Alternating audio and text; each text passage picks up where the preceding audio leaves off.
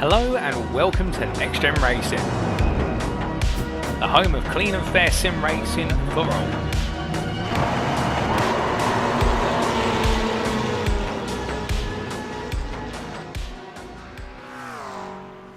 Good evening, ladies and gentlemen, and welcome back to NXTGEN Racing TV, live on YouTube, live on Facebook, and live on Kick. We're back with the second half of the season here for the GT3 League on Thursdays here at NXTGEN Racing, and we are not holding off at all. We're going straight into the mammoth of sim racing, the mammoth of racing that is the Nordschleife Nürburgring.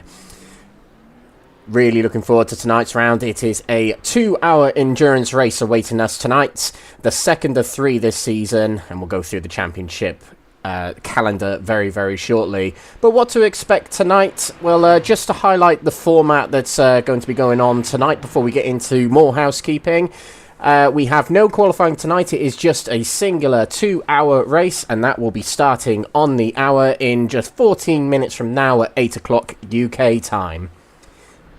And of course, because there's no qualifying, it means there are a preset grid, and that will be based on the championship order grouped by category. And of course, we'll go through those championship standings very, very shortly.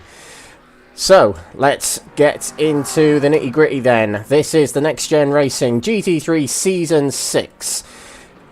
And it's been running for a very, very long time, has this GT3 season. I remember competing in the very first one, actually. But this is Thursday night racing on NXTGEN Racing. We also have Tuesday night racing, the NXTGEN Touring Car Series, which is starting up very, very soon. And we also have Wednesday night F4s. So plenty going on in NXTGEN Racing.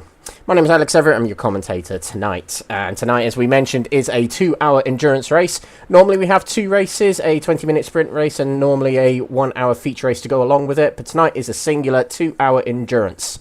This is also a fixed setup series, so all the cars that the drivers use, the GT3 cars, they are fixed setups, which means they cannot change anything on the car to make the handling or the performance better on the car. They are stuck with the car, they have to drive around this enormous track that varies in the style of corners anyway, so really on the track like the Nordschleife, on one part of the track, you might need a different setup to the other part of the track, and that's normally where using brake bias helps with stabilising the car a little bit, which is actually the only setting that the drivers can change on the fly while driving their cars. Can't change tyre pressures, ride height, traction control settings, nothing like that can be changed. It's just the driver and the brake bias settings.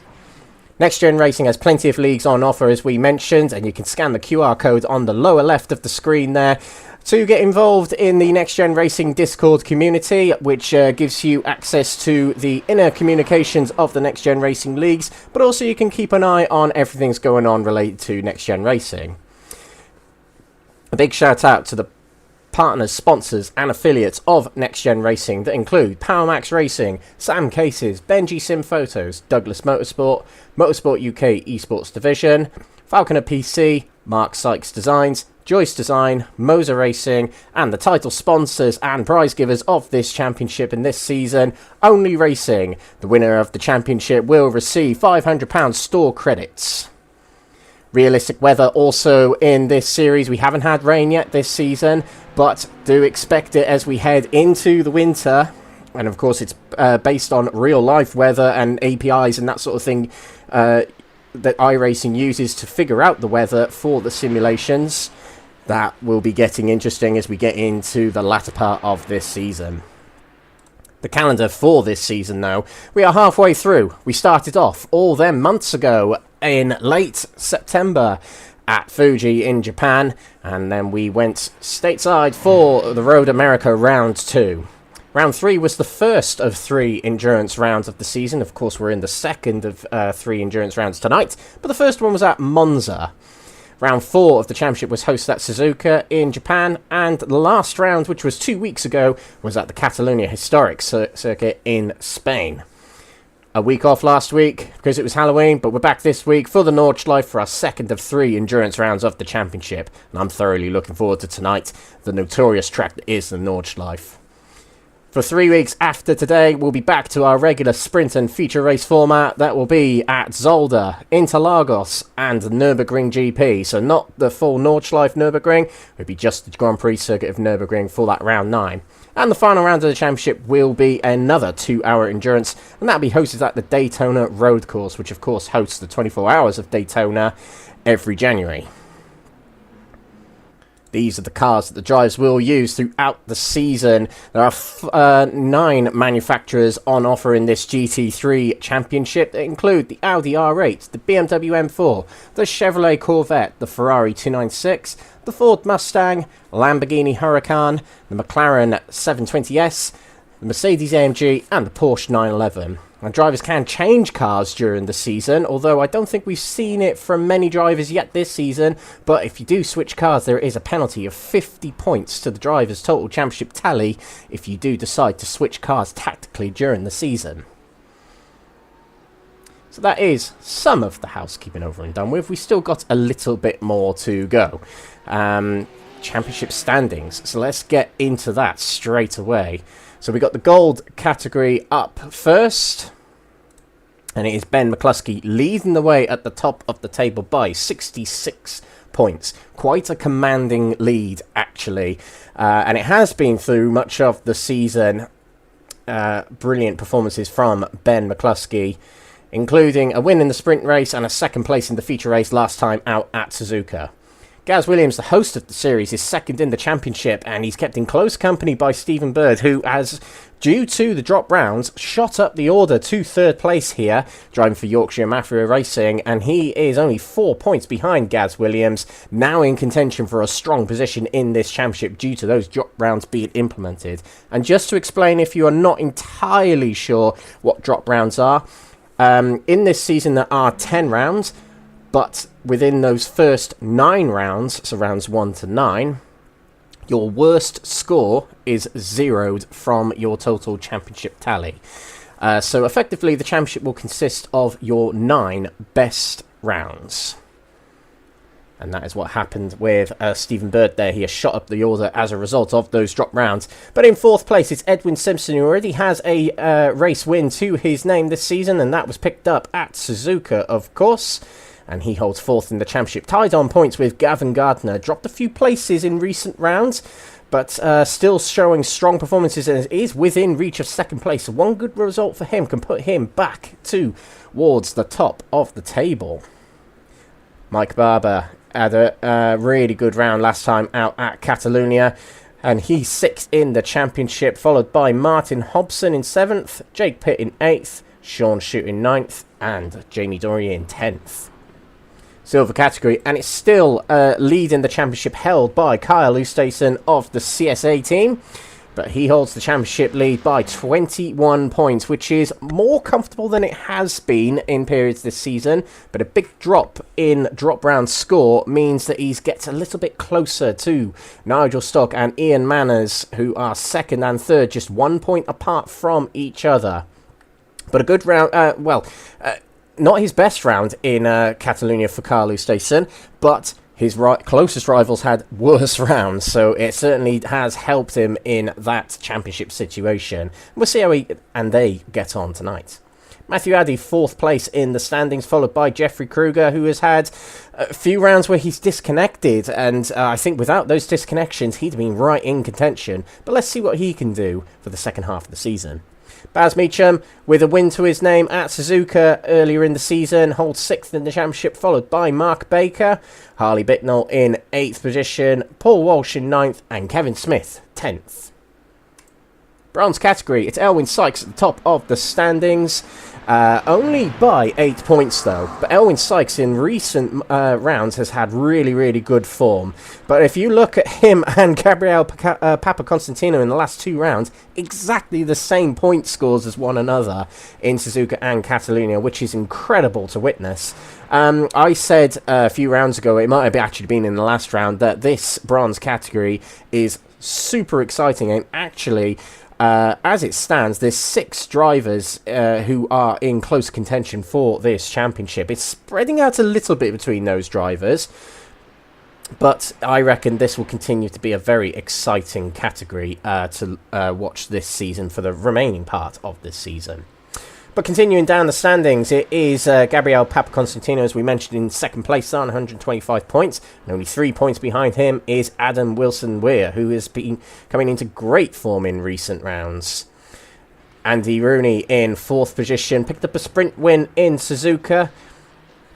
And Andy Chell, who's yet to win in this category this season, still picking up good consistent results for 5th place in the standings. Kurt Van Honecker in 6th position, a couple of wins for him this season as well. And Jonathan Berry in 7th place. Rob Savage 8th. Stephen de Gravelia, who missed the last round at Catalunya, is 9th. And Stein Vaten's 10th. And the team's championship heading into tonight is Next Gen Racing with Benji Sim Photos, that consists of Benji McCluskey and Gaz Williams, our admin, and Alan McCain. Top of the standings by quite a margin, near 50 points actually, in front of CSA Team Woza, that are doing very well in recent rounds. Edwin Simpson picking up a big haul of points, likewise with Carl Oosthuizen, who is leading the Silver Category Championship. And remember, ladies and gentlemen, it's the points you score in your category that contribute to your team's championship. So realistically, if you are 1st place in all 3 categories, that's the best possible outcome for your team. We have Quatermass Power Drives Academy in 3rd position, consisting of Andy Chell, John Barry, and Adam Wilson-Weir. CSA Team Pass Up in 4th position, and Quatermass Motorsport in 5th. So there we go. We are getting a wriggle on, ladies and gentlemen, because we're going to be straight into the race very shortly. We're here at the Nordschleife Nürburgring. I can't remember exactly how many corners are on this circuit, but this track, we're only 152 kilometres west of Frankfurt and 80 kilometres south of Cologne.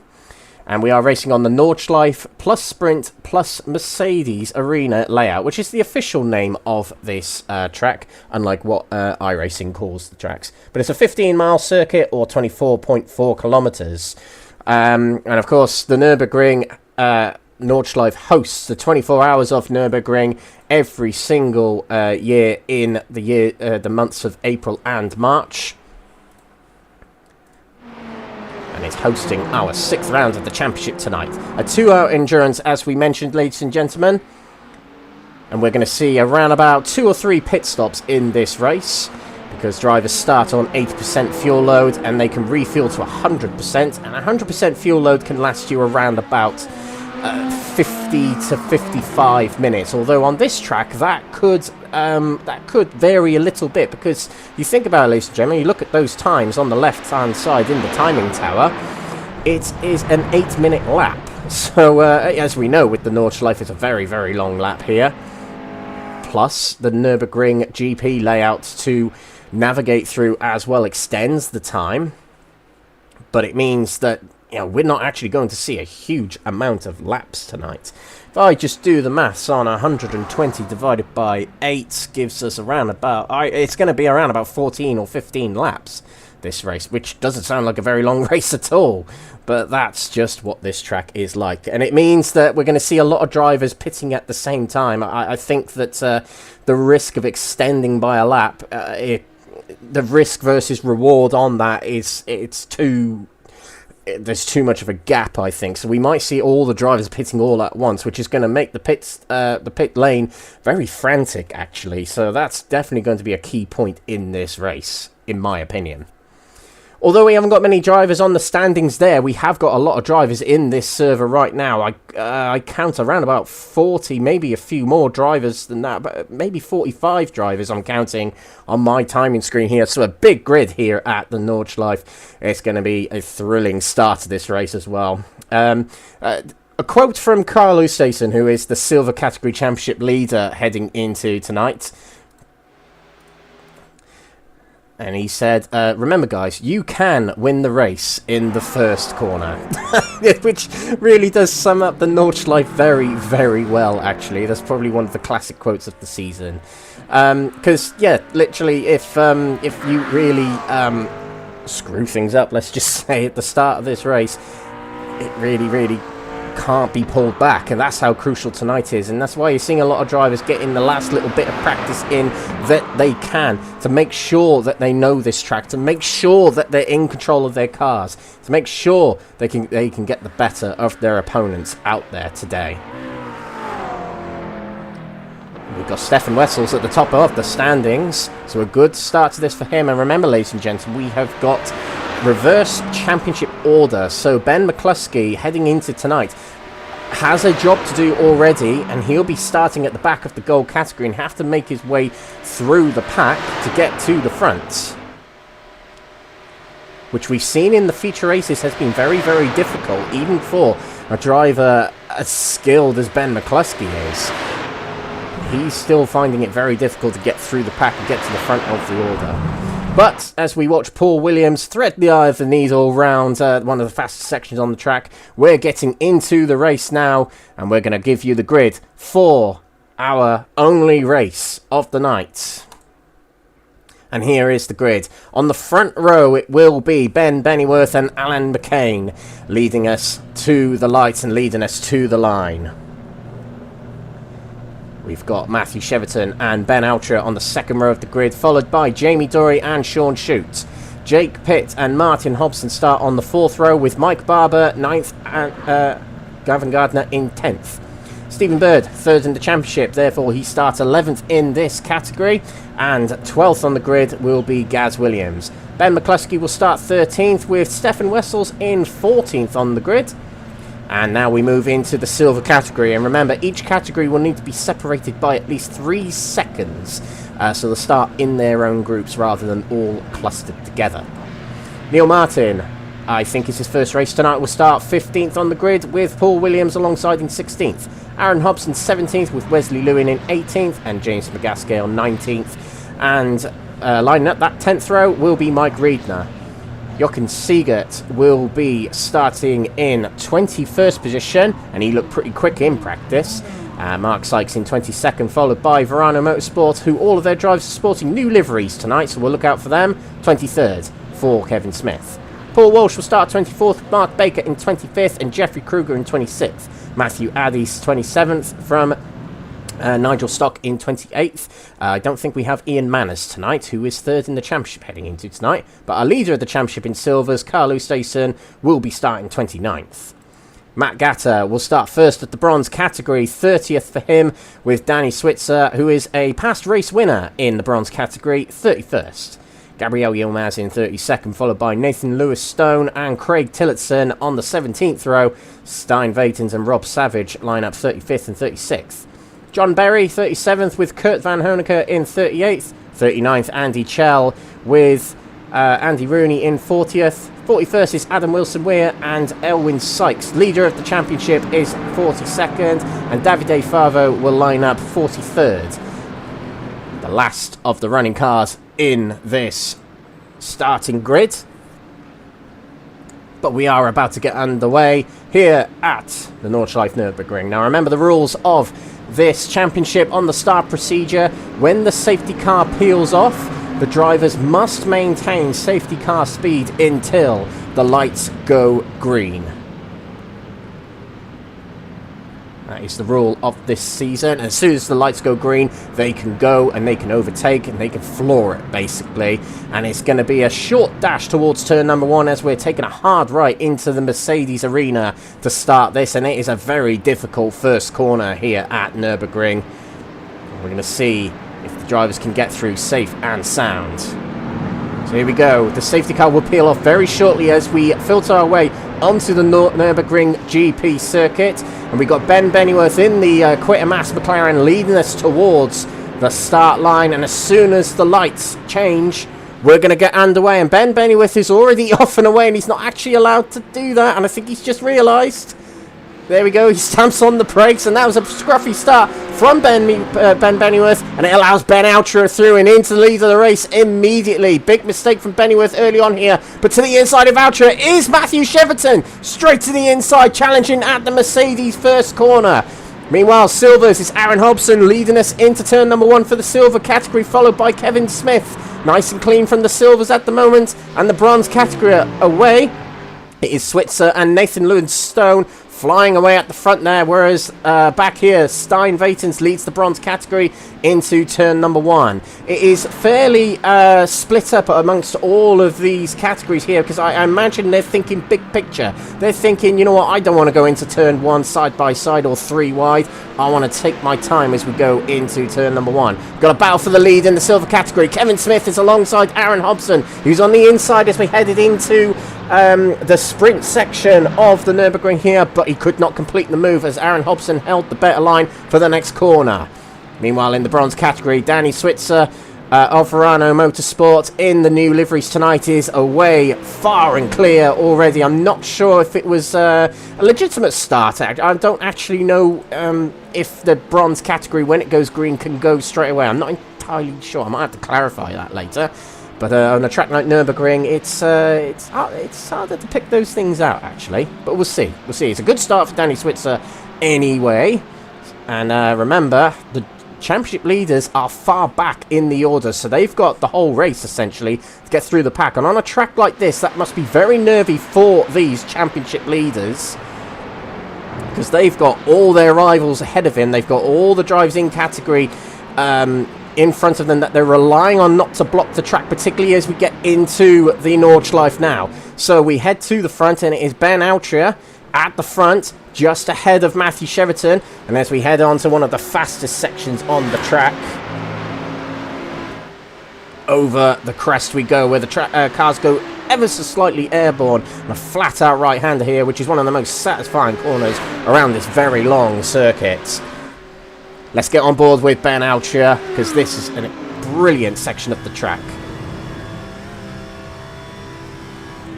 Into the left-hander, a little bit of a lift as we head round in 6th gear, and hard braking into the right-hander of the Arnberg corner here. A lot of banked corners here at the Nürburgring, which helps the cars get around the corner. But what I have been noticing in practice as well, which I wonder if it's going to come into consideration as the race goes by, is I've noticed these drivers are getting very, very nervous on the steering here. The car's getting out of shape quite easy. But we'll see how that affects these drivers as the race goes by. But so far, it's a really good start from Altra and Cheverton. Now, remember, Ben Altra is a race winner this season. Was it at Catalunya or Suzuka? I'm trying to remember. I should know that, ladies and gentlemen. I'm really sorry. He has won a race this season, though. So don't write Ben Altra off to have a good race here. He's in the Audi as well, which is a very grippy car compared to the others in this field, actually. Or is he? Hits the curb a little bit there, and that just wiggles the car around a little bit. The curbs here at the Nordschleife are very, very steep, and don't suit these low-riding cars like these GT3s. To the silvers, Aaron Hobson leading the way, and now Aaron Hobson was in the gold category and has been moved over to the silver category, and so far in his silver career, this is a pretty good start, actually. But he's got close company from Kevin Smith in the new Verano liveried Mustang there, BMW there, not Mustang, sorry. So we'll see how them two battle it on as the race goes by. James McCluskey there also looking handy in 3rd place. Carl Oosthuizen has already gained a few places in this silver category. He's made it past his nearest championship rival, Nigel Stock, who's back here in 26th. And I think we do have an instant further back. Yes, we do. Our first instant of the race, and that's Adam Wilson. We're facing sideways in the Quetemas Power Racers car. Oh, too hot into the corner, and it just gives way. He was trying to recover it, realising he broke a little bit too late, and now he might have got away with that. He might have a little bit of rear-end damage, but he might have got away with that. But Andy Chell has also had an instant. He is low down the order as well. Now, Andy Chell really looking for a first win, he's mentioned. One of the slowest corners on the circuit, just went in a little bit too hot and just went off track. Did spin it sideways, but no damage. Oh, yeah, just about avoided the barrier there. There'll be no damage on that car, but it's a lot of lost momentum and a lot of lost time. We've got a close battle here. This is for third place. We've got Gabriel Yilmaz at the front here of this pack, but Nathan Lewis-Stone moves past Jonathan Berry. And further up, we have got an instant from Matthew Addy, and that is a very, very difficult part of the circuit to be facing the wrong way and to be in danger of other cars crashing into you, but he's got to wait for all these cars to pass by before he can get going. Oh, I might have clicked up. There it is. There's the incident. Oh dear, and that's going to be damage to the car already on Matthew Addy, and that's really going to put the race out of whack for himself. We're just going to see that again and go a bit further back. A couple of cars behind him battling. There's Paul Walsh battling there. As we head into the fast left-hander. Hits the curb, and that's what sends the car sideways.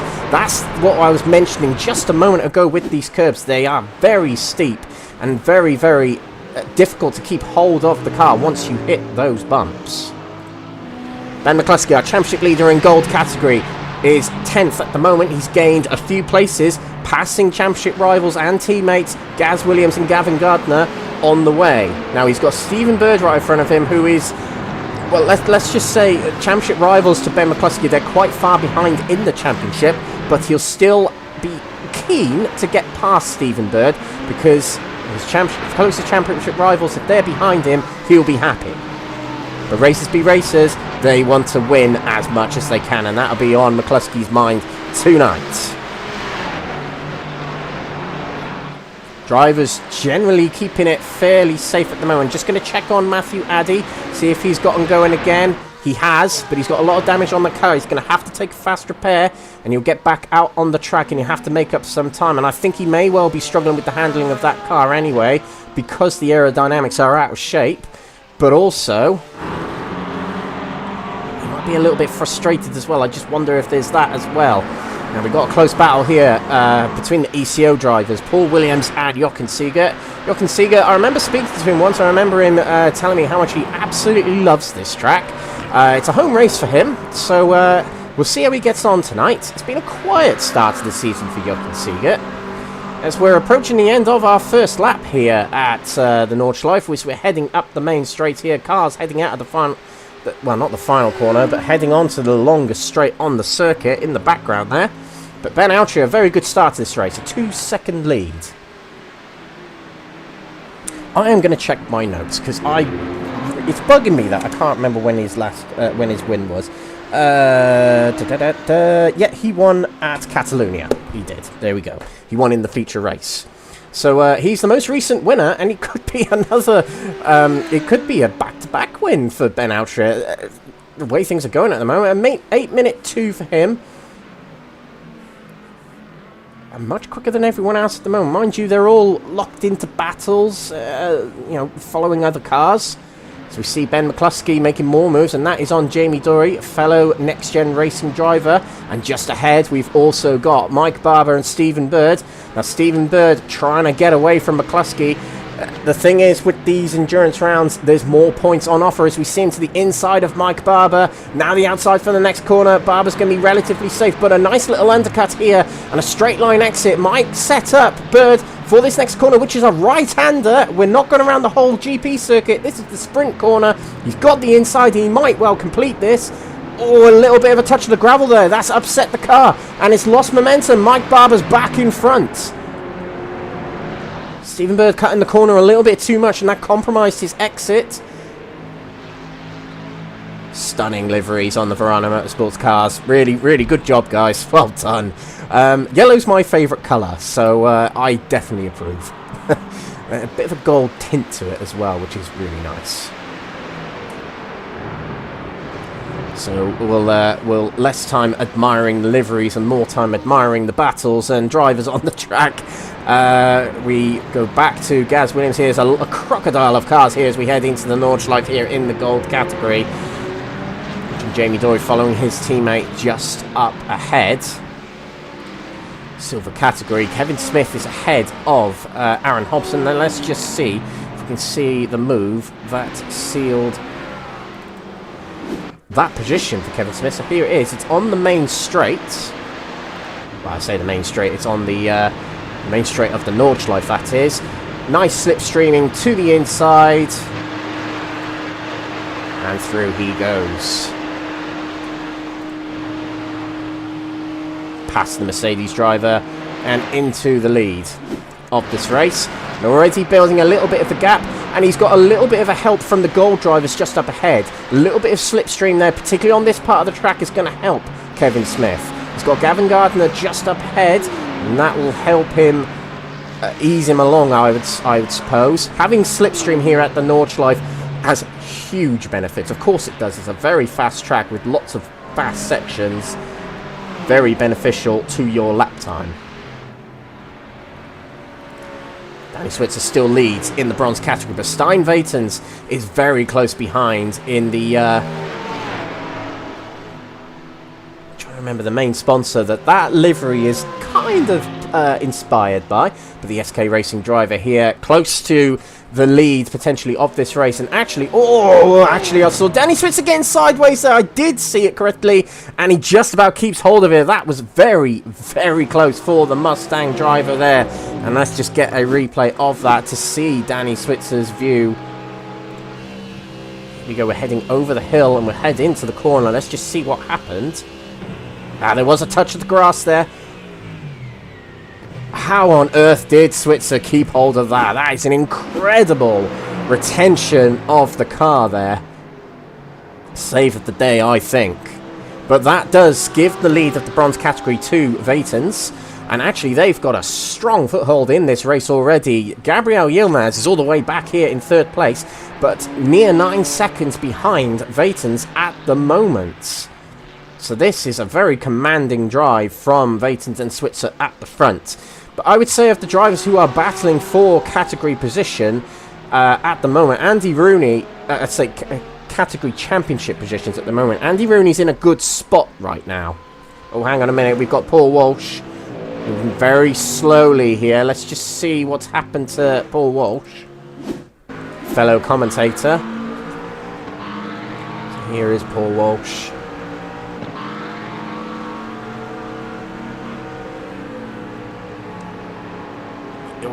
Yep, the rear end, swapping ends on him. Oh no, and he's hit the wall. It's going to need to be a fast repair. The thing is with iRacing, and a track like this actually, the cars are super sensitive to damage here. The damage model is very refined and quite sensitive actually, so a little bit of contact with the wall like that, even though it was a tyre barrier, will still put the aerodynamics out of shape. You can actually see on the right side of the car. Actually, I think Paul Walsh is struggling with the suspension there, so that is going to mean he's going to limp back to the pits and has already put his race in tatters. Such a shame for Paul Walsh, who has had some really, really good performances throughout this season, but tonight it's not going to be a good result potentially for him.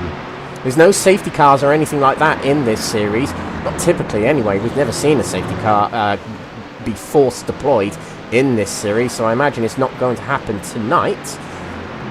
I know they're a big thing of the touring car series that's run at NXTGEN, manually operated safety cars, but it's not a thing in this series. Andy Chell seems to be struggling yet. He's spun off again in the mid part of the lap here.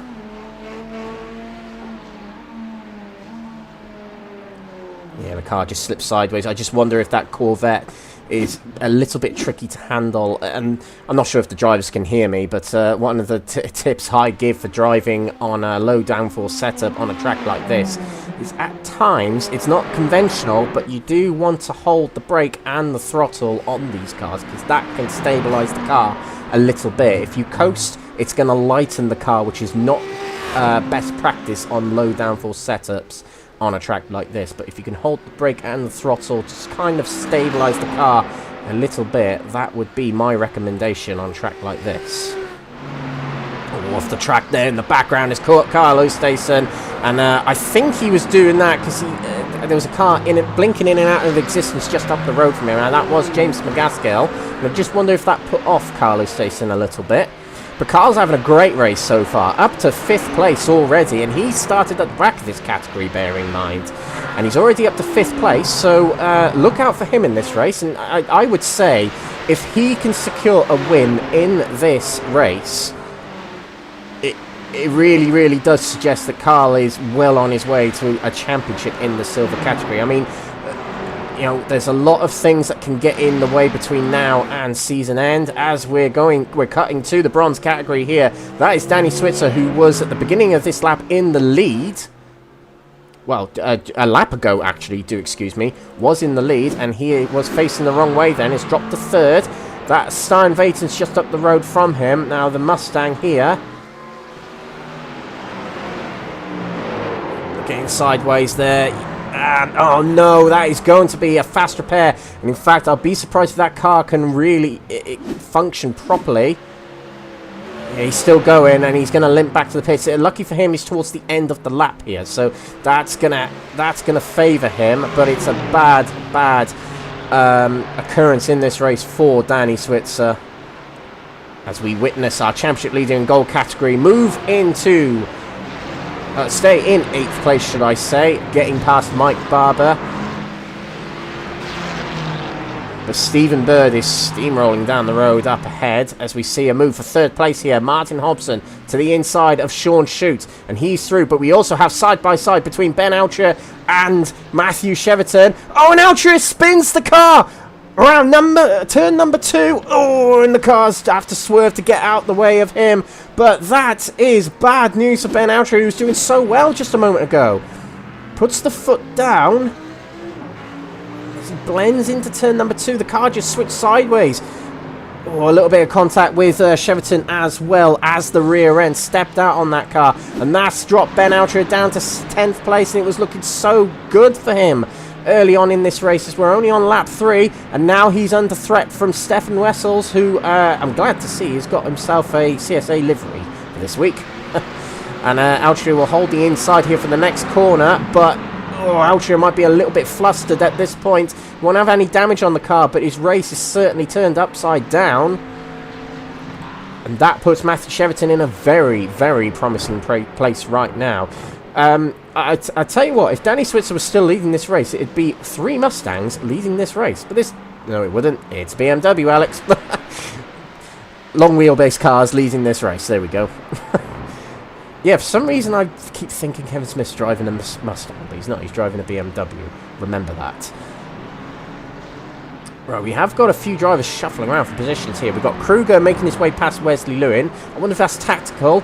I wonder if Wesley Lewin, knowing that Kruger is in a more prime championship position, and letting him through to help out his teammate.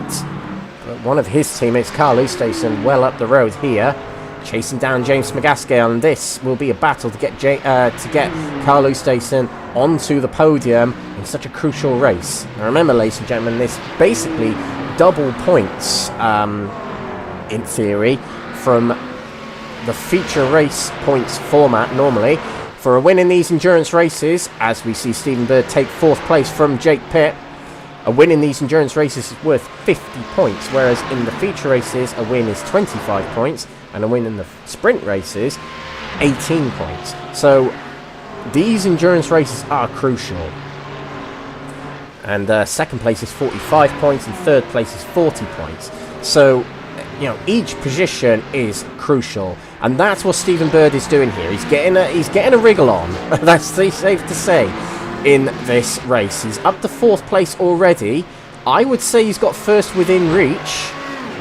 He's actually only around about 6 seconds behind Matthew Cheverton. With a track like this, it is well within reach, and only a sixth of the race completed so far. Bennyworth holding off McCluskey at the moment. McCluskey struggling to get by. I have heard a thing or two from maybe the drivers, the team I'm running in this championship, but the Ferrari is actually really difficult to handle around this track. So whereas the Ferrari's been the Mario of the Mario Kart, the all-rounder on this track, not so much. What I mean by the Mario Kart reference there is they had characteristics in the Mario Kart games, didn't they? All-rounders, speed, etc., etc.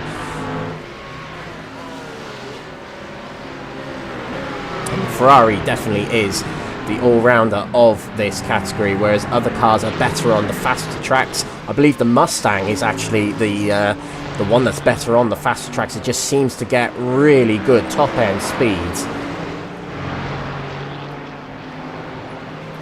We're seeing the leading Mustang in this race, Matthew Cheverton, who has had a quiet season, I would say, so far. He's really showing his potential here. He was a strong contender last season in the silver category, battling with his teammate Jake Pitt and Ben Bennyworth. But this is a really good start to his race here, stretching away from Martin Hobson at the moment, as we see McCluskey and Bennyworth side by side. They are staying well apart. They know that on this part of the track it's very difficult to contend, but McCluskey is adamant he wants that move, and we're heading into a very difficult corner here. Who's going to give of these two? Are they going to give? And they've also got Mike Barber behind, threatening them as well. They're going to go side by side into this corner, and McCluskey's the one who backs off and tucks in behind. Very strong resilience there from Ben Bennyworth, and he hangs on to 6th place for the time being, and a huge queue of cars behind. Oh, we got cars scuffling for track position here. Stefan Mersel's moving off the racing line to look for a move on Gaz Williams, but probably also defending from Ben Altra as well. No move heading into the famous banked corner here. One of the most famous corners in the world, the banked corner. Carousel. McCluskey all over the rear of Bennyworth. He wants to get past. He knows his championship rival Stephen Bird is stretching away up the road. He's conscious of that. And the big differences in points here as we see Bennyworth go a little bit wide heading out the corner there, but he holds on. This is such a difficult track to overtake on. Nordschleife can be compared to places like, your Monaco's and your it's so close between these two. Bennyworth is pushing so hard through this section here. A lot of third gear corners as we head through. He's pushing desperately hard, the outgoing silver category champion.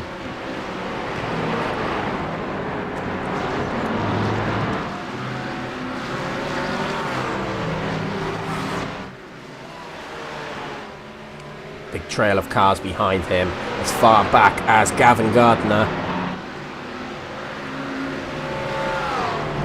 We'll see when we get onto the main straight what happens between McCluskey and Bennyworth. Be interesting to see the pace difference between the McLaren and the Ferrari here. I wonder if Mike Barber might be able to pounce on this battle as well. He's a little bit further back from McCluskey as he has been. We're heading towards the part of the lap where we do see the kind of the benchmarks and the differences between these cars. The second bank corner here, little concrete strips on the inside of the corners.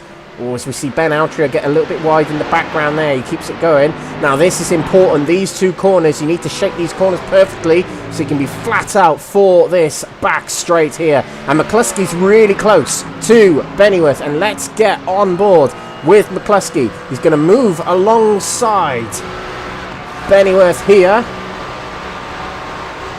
And he's going to get himself past. We'll see Bennyworth appear on the right, potentially, as Bennyworth's car responded It's side by side between the two, and I just wonder if that McLaren does have the upper hand of pace on this top end speed here at this track. 163 miles per hour for McCluskey. Bennyworth, as they head down the hill, did go faster, but he's moved back in front. I do think that Ferrari really does struggle on the top end speed, the absolute top end speed. And a good exit here from Bennyworth. He might be able to try and move heading down into the Mercedes arena here as we end lap number 3 for this gold category. Fastest lap of the race from Stephen Bird on an 8 minutes point 3. To the outside goes McCluskey. All very late braking. And he'll have the inside for the next corner. This might be it for McCluskey. Oh, there's an undercut there from Mike Barber. And challenging him still is Ben Bennyworth. But Mike Barber will have the inside for the next corner. And Bennyworth's going to power it around the outside to try and hang on to the inside for the next corner. But he doesn't. Mike Barber's going to make it through. Following McCluskey, basically. And they go through. Bennyworth, strong battling there. Brilliant driving from him. But McCluskey is through into 6th place. He's got a lot of ground to pick up to catch up with the cars ahead. Mike Barber can use McCluskey here. Can use him to keep tag with him. Catch up to the pack up ahead. But Stephen Bird is up here in 4th place. A long way clear of his rival McCluskey. And that's going to be a hard gap to catch back up. Now, I'm just had a thought. I wonder if we're going to see pit stops in the next lap or 2. We have seen an instant further back in the pack. Aaron Hobson has had an instant, and it's been in the Grand Prix circuit of all places. This is Aaron Hobson. He was in 2nd place. Kyle Oosthuizen's now in 2nd place, just to mention. The car just lets go. We've seen that a lot tonight. These very low downforce cars. And that drops him down to 11th place, which is such a shame. And his debut in the silver category would have probably hoped for a very decent result. But we have now got Carl Oosthuizen on the podium. Not only that, but in 2nd place. He has made it past James McCluskey while we were watching Ben McCluskey. This is the move from Oosthuizen past Smagaskale. And it's on the main straight, similar to what we saw with McCluskey and Bennyworth. I think we're going to have to switch back to the live pictures now. Oosthuizen's dropped down. Literally as we were watching that replay. Oosthuizen's in 6th place. So something's happened to him. He's dropped from 2nd to 6th.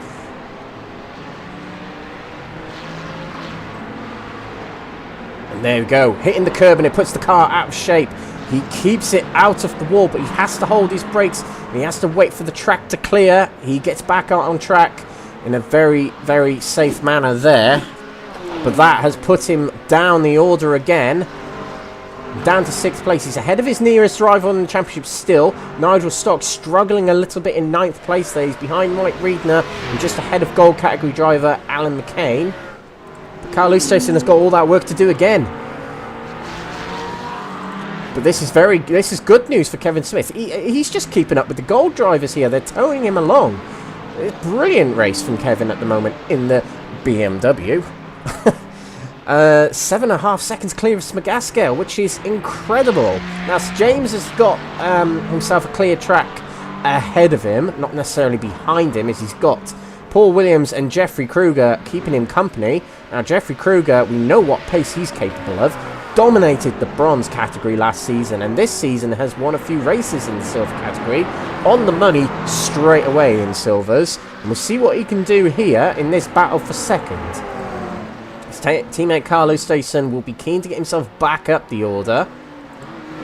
Oh no, Mike Barber. We were just talking about a Verano Motorsport driver doing very well, but it's Mike Barber facing the wrong way here.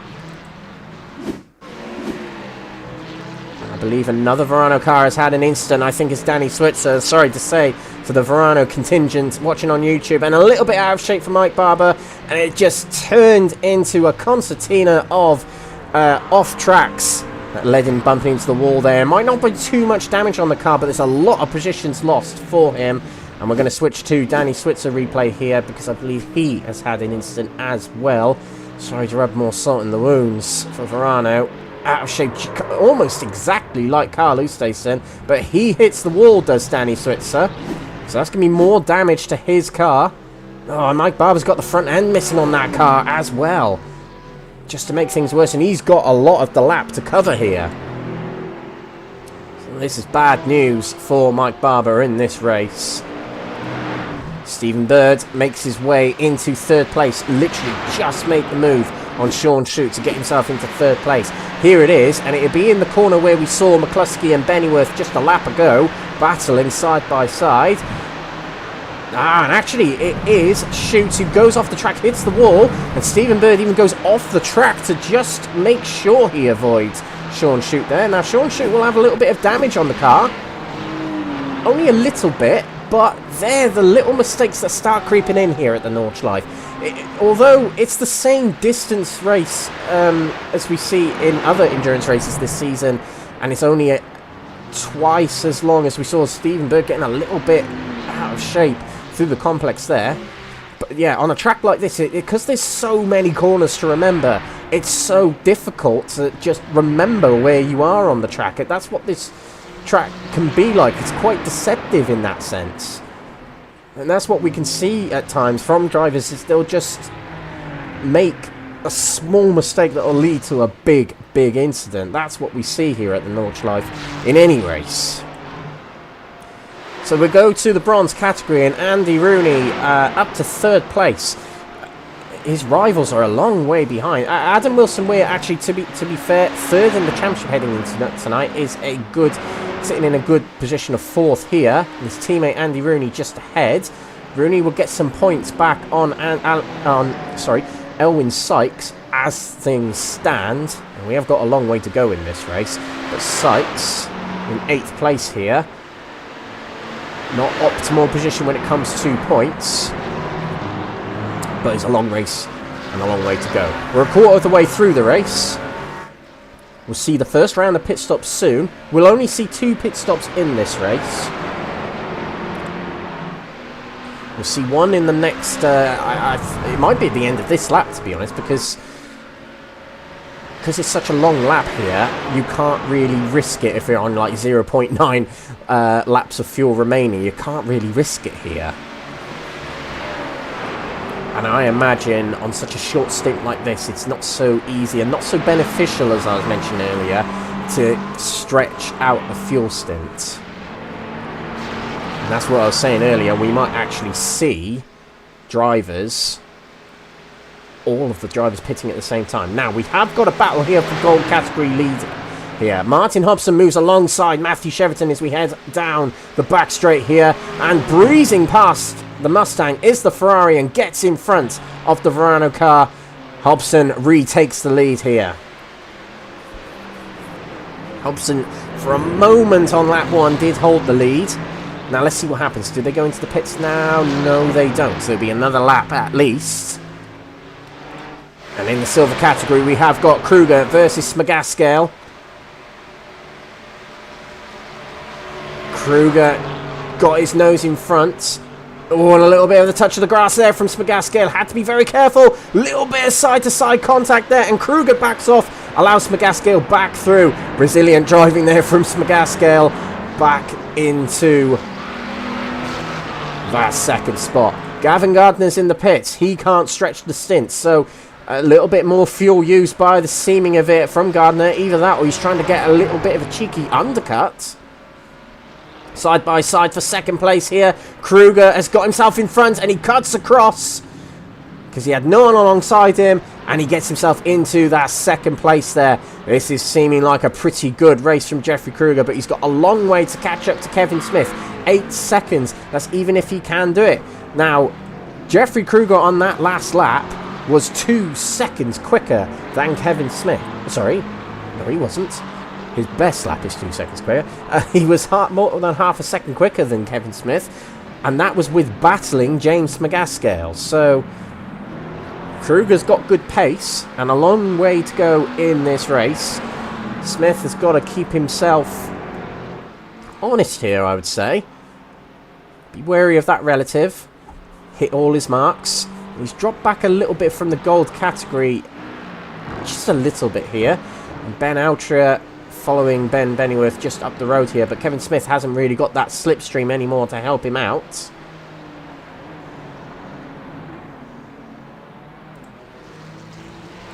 Sheraton has dropped a few, dropped another place here, as he's had an incident while we were looking at that battle in the silver category.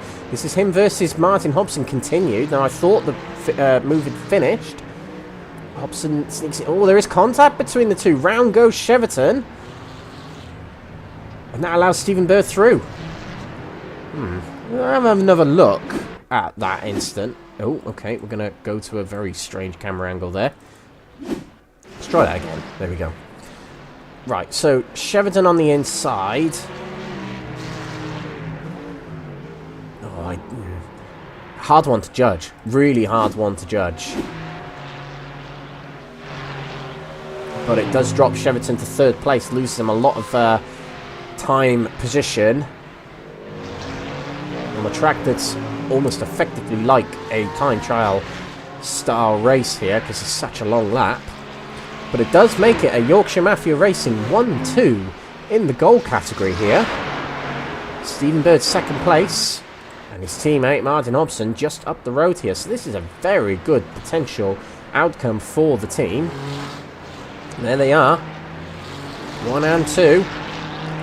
And our championship leaders, Next Gen Racing with Benji Sim Photos. Not quite the race they would have hoped for so far. Ben McCluskey seems to be struggling to find his way past a lot of the cars here, whereas Stephen Bird seems to be finding it a little bit easier, I think. And I just wonder if McCluskey is probably taking less risks, actually, than Stephen Bird. Because Stephen Bird knows he's got to try and get second place in the championship. He knows he's got to beat McCluskey by a big margin to get points back on him as we're in the second half of the season.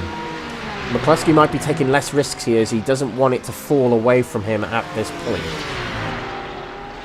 That'd be my theory, anyway. And he's got 2 cars ahead of him, 5th and 4th. Sean Shute and Jake Pitt. Or Jake Pitt looking to the inside of Sean Shute there. Difficult corner to overtake on anyway. Now, we go to the silver category as the gap is already coming down between Kevin Smith and Jeffrey Kruger. We're creeping back up a little bit since I said that, but it was below 7 seconds just a moment ago. I reckon that McLaren is actually very good at this track. We seem to be seeing the McLarens doing quite well against the other cars, particularly on the faster sections. There's 2, 3 and 4 from McLarens in the silver category, for example here. Kruger, Paul Williams, welcome back to him. He's the guy who does our point standings here in the Next Gen GT3 League. He also does it for the other championships as well. So welcome back to him in this series. He's had a few rounds off, but he's back in the Nordschleife here. And Wesley Liu in 4th place here, also in a McLaren. Bronze category, we haven't picked on them for a while, but Stein Vatens must absolutely love this track because he is opening up an amazing gap. Stein Vatens to Gabriel Yilmaz in 2nd place, 22.8 seconds, as you can see on our timing tower on the left. Yilmaz and Andy Rooney battling for 2nd spot here. Now, Yilmaz has had a quiet start to his season here. Debutant rookie in the Next Gen Racing GT3 series.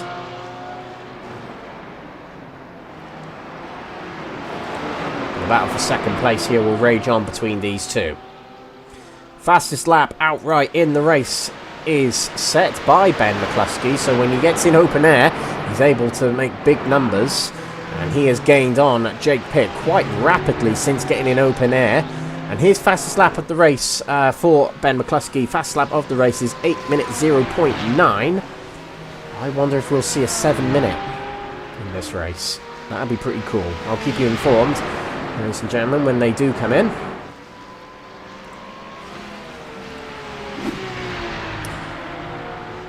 But I think we will see pit stops from the majority of the grid at the end of this lap. We did see Gavin Gardner, who is sitting here in 22nd place at the moment. He's taken his stop.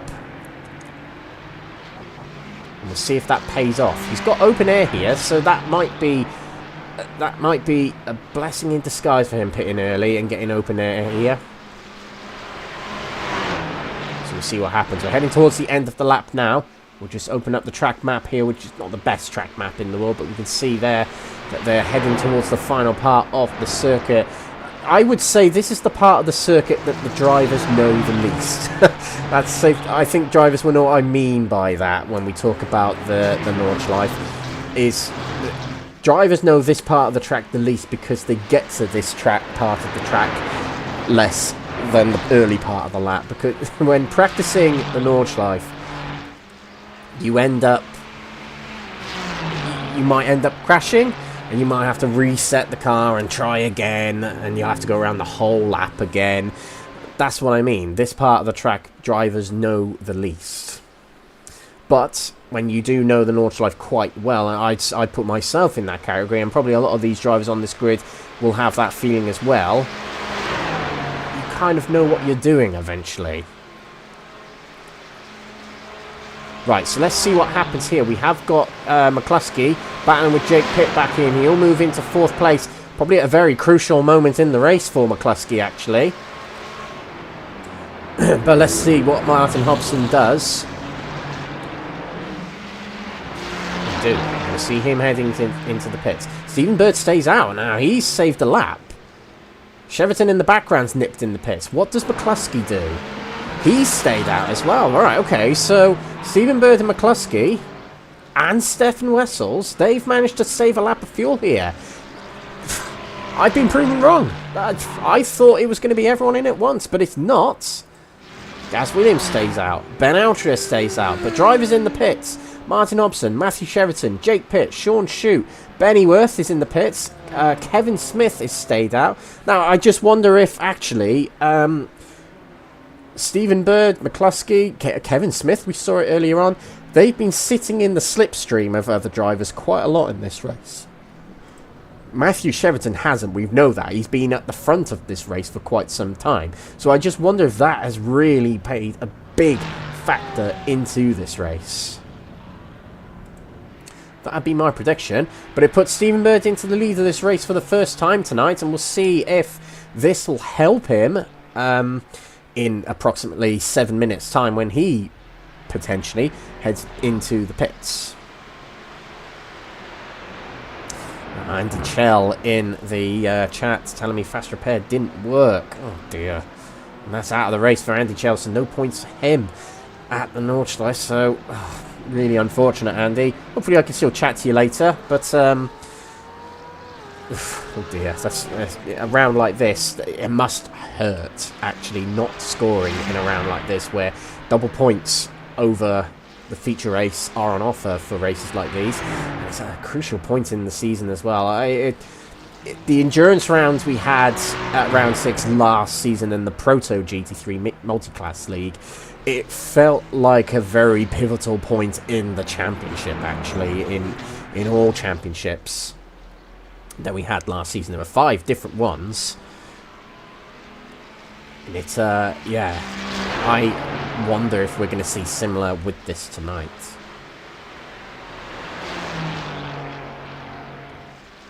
The drivers who were in the pits are back out on the track.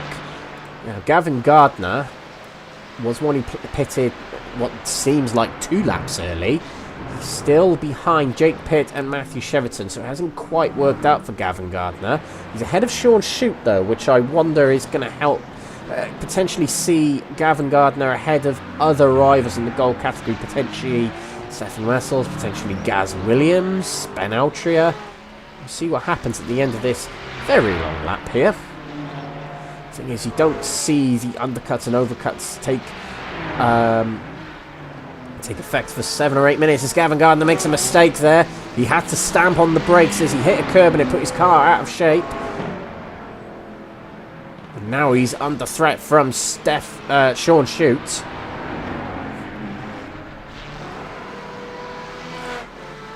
In the bronze category, let's just pick this up because Andy Rooney's in 2nd place here as Gabriel Yilmaz has taken his stop. So Andy Rooney, who was sitting behind Yilmaz, and that's what I'm talking about with slipstreaming and saving fuel. A lot of long straights here, so it does make sense. And he really saved the lap here, and we'll just see if it is beneficial. I imagine it is beneficial to run as long as you can on less fuel, because when these cars get to low fuel levels, they just go like stinkers, I'm going to say it. Yeah, these cars get into really good form when they're really low on fuel and the tyres have worn in a little bit. And that's what I imagine would be the advantage of going long. Okay, right.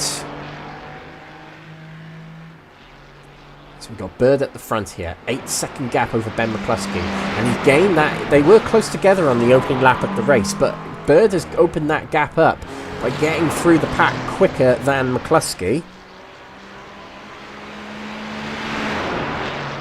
It can all change in an instant on this track, though. That's one thing to bear in mind.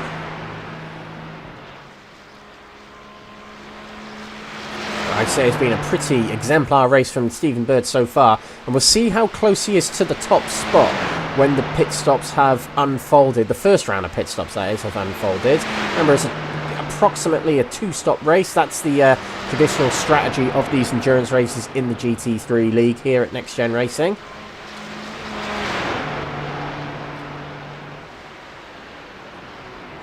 Okay, we are going to take a quick little break from commentary, that is, here. We'll be back before the end of the lap so we can see the remainder of the pit stops. I'll leave you with the view of Stephen Bird here as we go for a quick commentary break.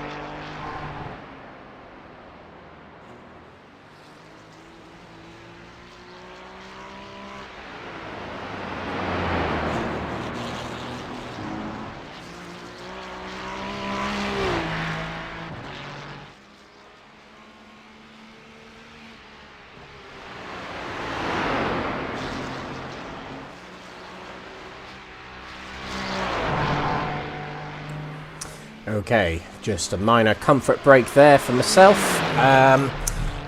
We're getting to the end of the lap here, very, very near the end of the lap. A very fast, twisty, snake-like section here at the end of the lap. Stephen Bird approaching the end of the lap, and it will presumably be a pit stop for the drivers who are able to extend their runs. That's the likes of Bird, McCluskey, Wessels, Gaz Williams, Ben Alcher, Kevin Smith, the leader of the silver category. And just to mention, that gap between Kevin Smith and Kruger is coming down very, very quickly. Smith, I thought, was going to be able to hold off Kruger pace-wise here, but it's not quite turning out that way. Kruger's in view here, as you can see. So as they approach their first scheduled pit stop, it's going to get close between them two. And when they head back out on track on cold tyres, we'll see how much the pendulum kind of sways for these two in this battle. We've also got Paul Williams not too far behind here either. He's definitely in contention. Gold category leader though.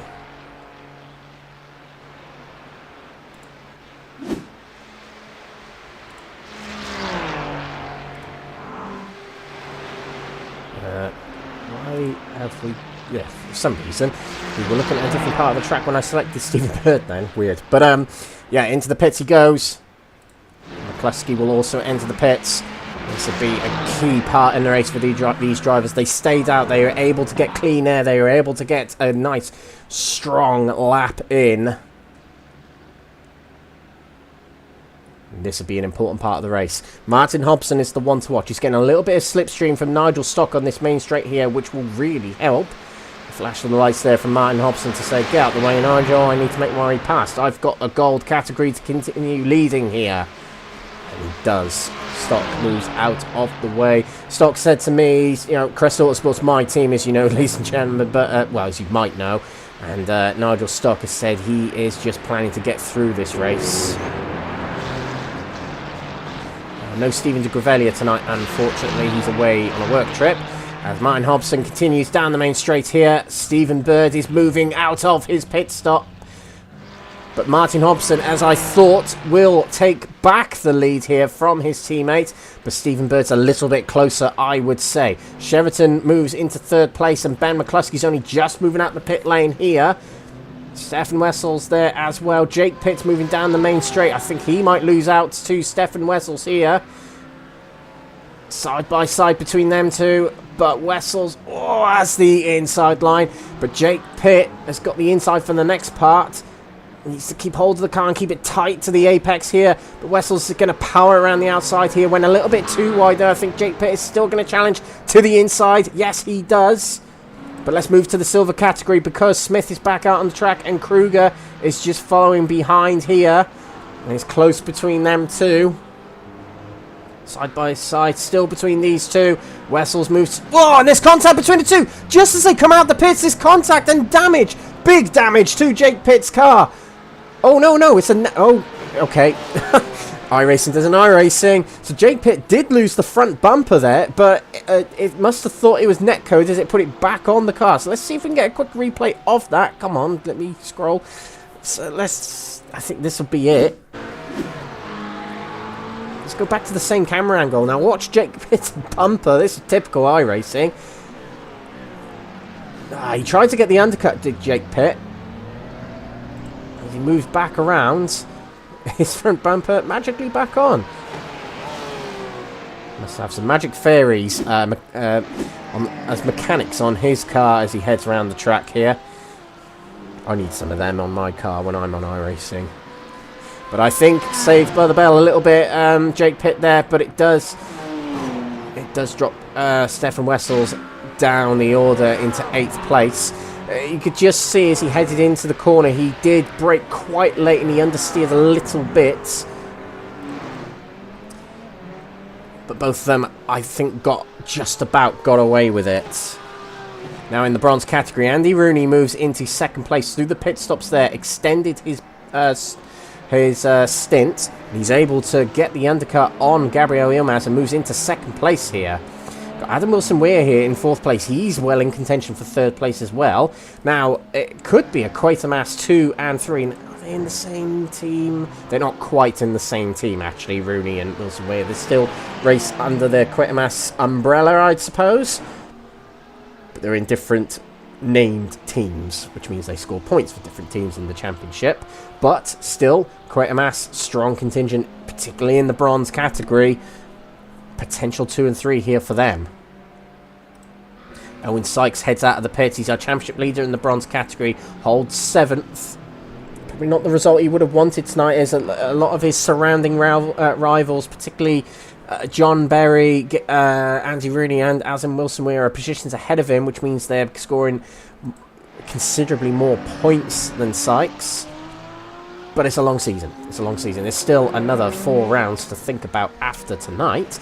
And speaking of the schedule, there it is. It's the Nordschleife round 6 tonight. Next week we're heading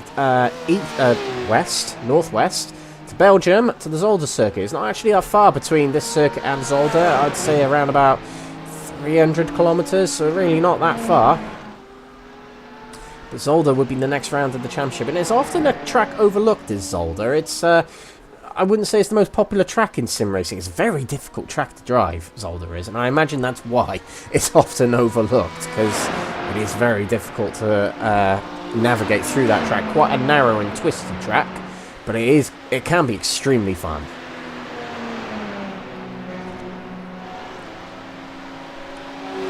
Wilson-Weir closing in on Yilmaz.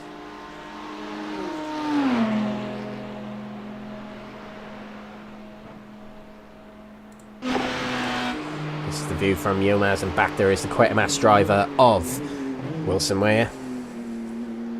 Getting And a little bit wide in the corner there was Yilmaz, and that really closes in the Chevrolet there of Wilson Weir. And down this fast section of the track is going to be crucial to Adam closing in on the Aztec driver.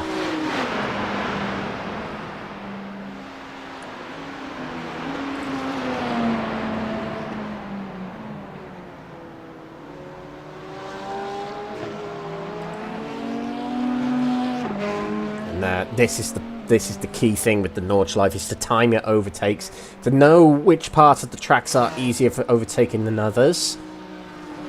There are certain parts of the track where you think, right, now's my opportunity to overtake, and there's other parts of the track where you think, oh, I'm just going to have to sit behind and wait for my moment.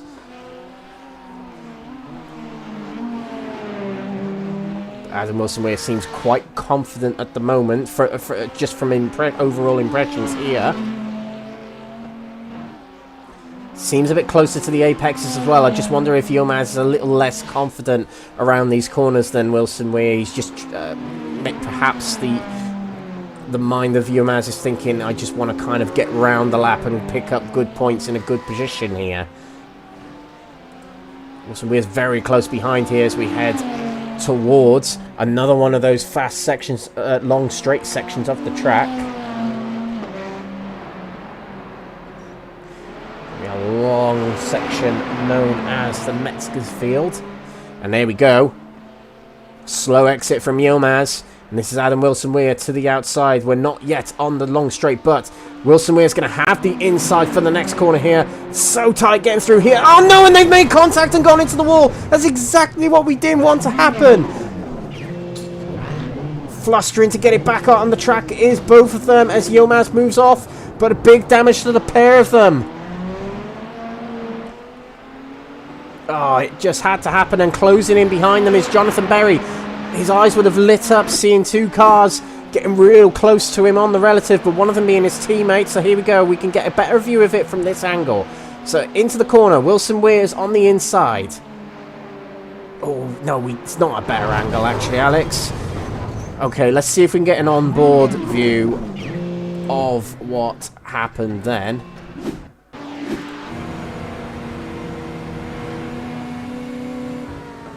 This is the view from Wilson Weir. Oh, I tell you what, Wilson Weir's car got a little bit out of shape as it headed into the corner. I think it pulled him off the curb a little bit, and that's what made contact with Yilmaz. And I think Yilmaz has actually retired to the pits. Yes, he's taken a tow, which is going to lose him a lot of time, whereas Adam Wilson Weir is going to carry on. Now, he's not out of this race.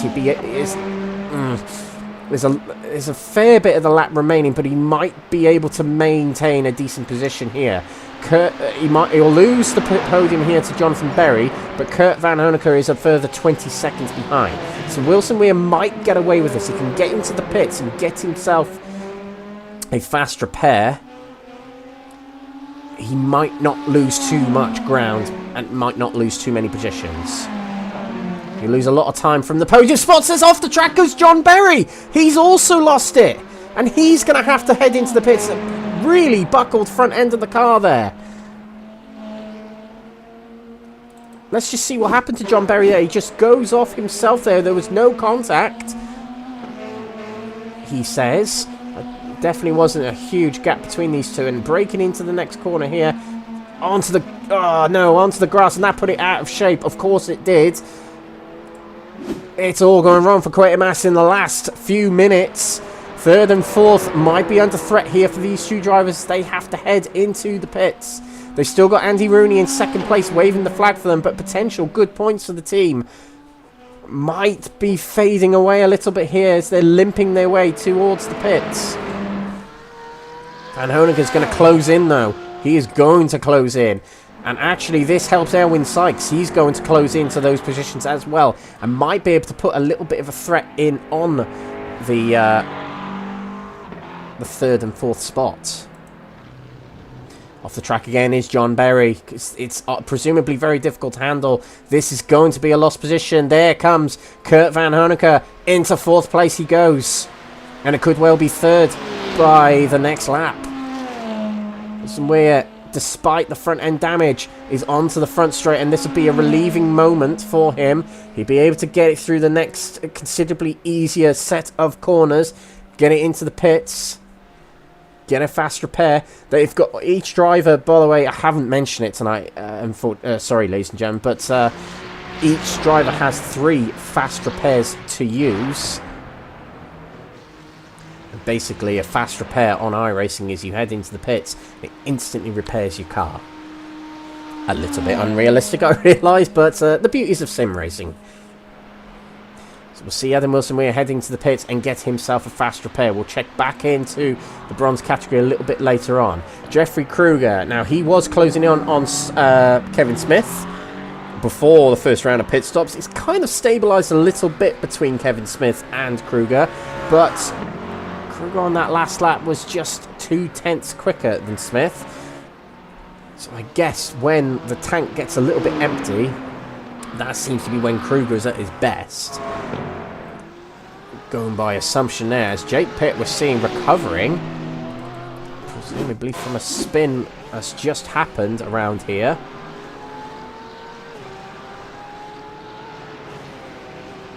Gets on the curb, yeah. The thing we've seen that 3 times recently on that corner. That's a corner where you have to take that curb. You just have to. It's the most optimal way through that corner. But you hit it at the wrong angle and it will put the car out of shape and it will spin you. As we're seeing Kevin Smith flashing the lights towards Jake Pitt there to say, get out of my way. I am in a category leading battle here. But he doesn't, does Jake Pitt. He continues on. And below 3 seconds is the gap between Kevin Smith and Jeffrey Kruger. But the thing is, Kevin Smith, if Jake Pitt is quicker, as if he is, Smith will be able to use Jake Pitt here. Use his slipstream, save a bit of fuel as well. And potentially stay further away from Kruger. Now back to the bronze category. Adam Wilson Weir has not taken that fast repair. I just wonder if he's not fully aware of the damage on the car, because obviously he can't see that front bumper. But he carries on. I just wonder if wonder if he's trying to stretch this out a little bit so he can take his fast repair at the same time that he can take a pit stop. Now, the pit window will open for these drivers in the next 5 to 10 minutes. So that actually might be a very good call from Wilson Weir. Sacrifice a little bit of time. He's got a big gap to Van Honecker. So he's relatively safe in third if he can just keep it going. And if the car is... if he can handle the car, keep going. Whereas Yilmaz didn't feel he could. He had to take a reset. Now, Carl Oosthuizen is our championship leader in silvers. He's nowhere to be seen. He's out of this race. Now, what's happened to him? Oh dear, oh dear, oh dear. Let's get back to the live pictures. I'm going to see if I can find what's happened to Carl Oosthuizen, because I've been so focused in on this bronze category. Right, here it is. He's jumped to the pits, so he's taken a tow back to the pits. Carl Oosthuizen might not score points tonight. This is our championship leader in silver category. That's a corner. Oh dear, no. I tell you what, I did exactly that in the 24 hours of Nürburgring. Let's just get another shot of that. Not to remind him of what happened, but it just seems he's broke too late and he's hit the wall. He's gone head first into the tyres, and that really is going to buckle the car, and he's taken a tow back to the pits. I'm not sure if he's going to carry on in the race. Now, you have got the rule in this championship, ladies and gentlemen, where you must... let me just read the official rule. Actually is, you must take the checkered flag to score points and be within 75% of your own class leaders finishing laps to score points. Yeah, you're right, Katie. Katie Eames in the chat on Facebook. There, it is very common to crash there. I've done it. It's a very difficult corner. It's quite deceptive there as well because you go over the hill and you can't see the next few corners. Yeah, crashes there happen quite a lot. Now, silver category. That is great news, I would say, for Nigel Stock and Jeffrey Kruger, as they're two close rivals of Carlos Jason. If he doesn't score points, and with that doesn't score many points tonight, these two will close in on him in the championship. Now, there are drop rounds to consider as well, you know, and that's where it gets a little bit complicated. Perhaps Carlos Jason would be able to take a drop round, but it means Kruger and Nigel Stock are more places up, and it means they can get more points back on Carlos Jason in the championship. The drop rounds will reset again once we've completed round 9, but because we're halfway, it makes sense to have a as it stands drop round condition. But Nigel Stock, as I mentioned just around about half an hour ago, he said to me before this race he's just trying to get through this race. He's doing that, but he's rewarded with 4th place at the moment. You know, you take that if you come into a race like this with that approach. As we're seeing a move for 3rd place from our championship leader in gold category. This is McCluskey trying to make a move on Matthew Cheverton. Well, he had to stamp on the brakes there, did McCluskey, not to understeer into Cheverton on his outside. And he has to try again. He has to get back alongside. And we're seeing that with the Ferraris tonight. They're able to get alongside on that back straight here at the Nordschleife, but they can't complete the move. But towards the front, we are seeing Stephen Bird closing in on his teammate. Just up the road here is Martin Hobson. Now, you know, papaya rules and all of that. I just wonder if there are Yorkshire Mafia rules and anything close to that with this team, or any of these teams in the championship. But Stephen Bird is closing in, and I just wonder if him and Hobson will swap positions fairly easily in order to help Stephen Bird secure a win. And what will be a first win of the season if he can tie it up. Meanwhile, in the silver category, they complete another lap, but it's getting close. Very close. Between Kevin Smith and Jeffrey Kruger here. And Kruger has set the fastest lap in category, so that's a bonus 2 points for him as it stands anyway. So if he can get himself into 1st place, it will be 52 points as it would stand. But catching one thing, passing is another, and keeping it is another. Murray Walker said one of those things, and I said another one of those things in that statement. But we're getting close now already between Kruger and Smith. Guarding the inside is Smith. Doesn't want Kruger getting to the inside on that corner there. Kruger is already a race winner in the silver category this season. I'm just going to look back through the stats to see when that was, but it's so close between these two. Kruger provisionally won at Fuji, and look at him, he's all over the rear of Kevin Smith, and Smith is off the track. As we head into the chicane, the fast variation of this chicane here at Nürburgring, he really doesn't want Kruger getting past, does Kevin Smith here. The BMW Verano driver guarding the inside here. But we've got over 50 minutes left in this race, and he's guarding. Oh no, there's contact! Contact between the two, and he goes round, does Kevin Smith. Trying to move it back around straight away. He loses position to Paul Williams as well. Oh dear, Verano, it's not going well. It was looking so good at the start of this. Now, we're going to get a good view of it potentially here. Yeah, you can see Kruger gets a good exit, but he just rear ends Kevin Smith there. Oh, hang on a minute. We've got to go back to live pictures because something's happened to Martin Hobson. He's facing the wrong way. He was leading this race. That gives the lead to his teammate. But here comes Cheverton and McCluskey. They're going to move into the podium spots here as 2nd and 3rd. Let's find out what happened to Martin Hobson. All kicking off now, ladies and gentlemen. Heading around this banked corner. Oh, it just turns around on him. Oh, and he hits the wall as well. Through goes Stephen Bird, his teammate as well. And he's going to have to take a fast repair on his next scheduled pit stop.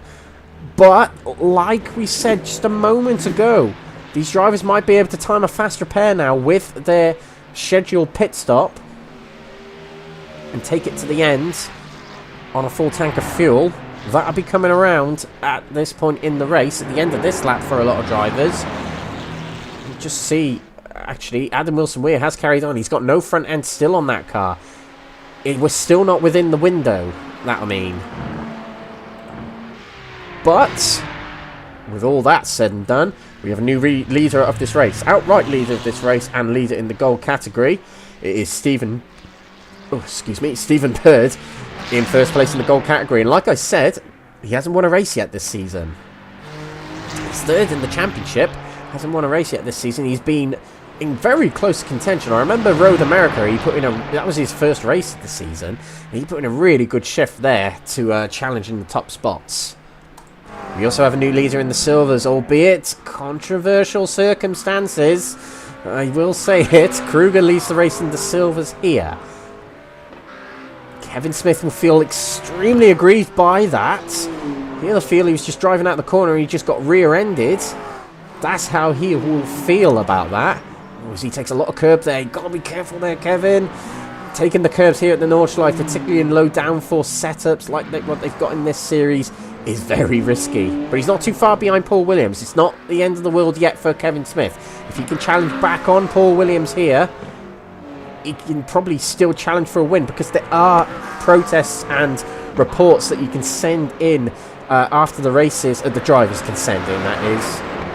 And basically they report to the NXTGEN stewards incidents that happen. They review them during the week between races, and they dish out penalties accordingly based on those reports and how they view the incidents. In line with the rules, of course, and we are seeing now a battle for second place. And this is between McCluskey and Matthew Cheverton. Now, they've also got Martin Hobson lurking behind there. He'll also have damage on the car. Let's just bear that in mind. But McCluskey looking to make a move for second place here. Now, he's at 12 seconds behind Stephen Bird. So a win might be a bit of a stretch for McCluskey. I don't know. I don't know. It depends how things go for the rest of the race. Just under 50 minutes to go. Who knows? We'll see. But McCluskey has got to get past Cheverton first. Cheverton, may I say, has been his best race of the season. Touch wood. Touch wood. Yeah, he's been brilliant tonight, comparatively to other races this season. So, bravo to him. We'll stay with this battle.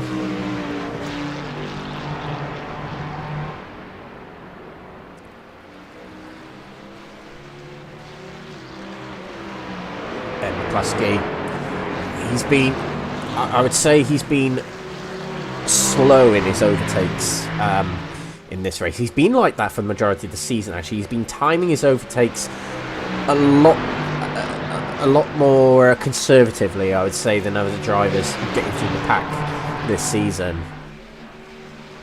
Very calm, composed way of driving, it seems. I think that's what he's doing with Cheverton here. He's trying to find out when's best and when's safe, because he's in a big championship lead here. He does not want it to fall away. He doesn't want to risk penalties either or anything like that. But on this main straight, we'll see if he can get himself alongside Matthew Cheverton. Now, we did see him side by side the last time they came down this straight as he goes wide there. Oh, he just about keeps it off away from the barrier, but it's going to lose him time from Cheverton. It's going to put him in danger of Martin Hobson here. Oh, that was close there from Ben McCluskey. There we go. Hobson gets alongside there, and they're both sharing the slipstream of Cheverton here. If I was Cheverton, I'd be helping out Hobson here, just to keep Ben McCluskey further behind. And there we go. Through goes Hobson. Can McCluskey challenge back before the end of the straight here? I don't think he can. They've closed back into Cheverton. But I think it's too late to make a move here for Hobson to get back into second place. Even though he's got damage on that car, seems to be doing okay. He might as well keep it going in that case. They stay away from the pits for the time being.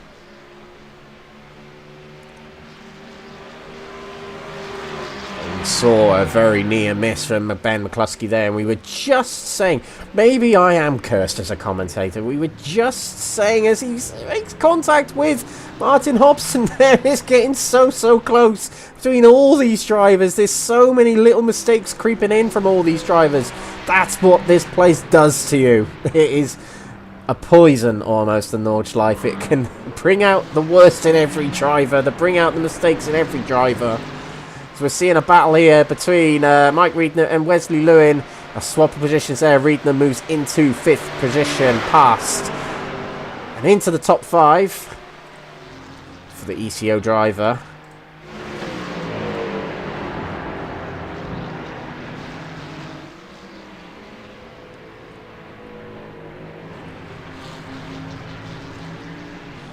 But yeah, that's the Nordschleife. It every little mistake, every little chink in the armour of every driver, this place brings it out of every driver.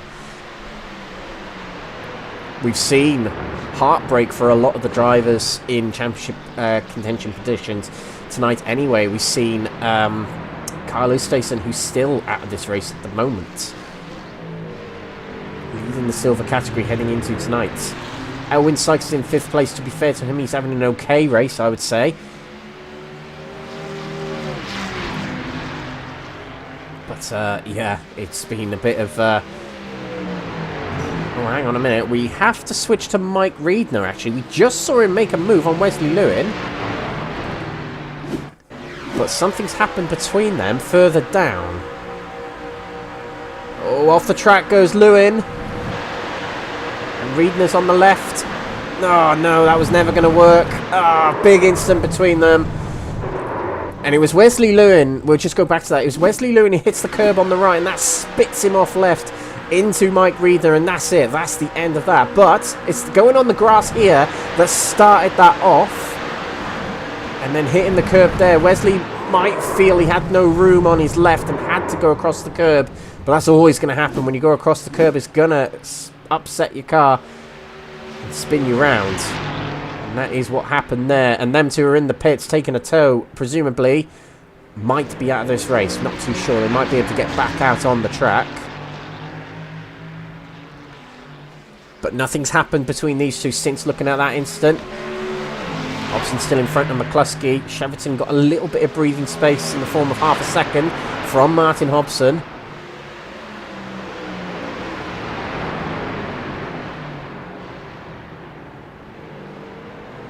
Oh, hang on a minute, hang on a minute. Stein Vatens has had an incident. He was leading the bronze category. He's had an incident somewhere, and this is heading into turn number 1.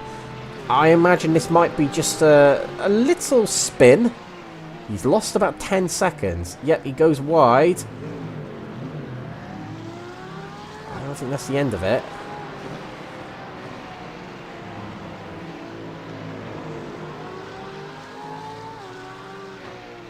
It might be. Okay. Well, it says he crashed.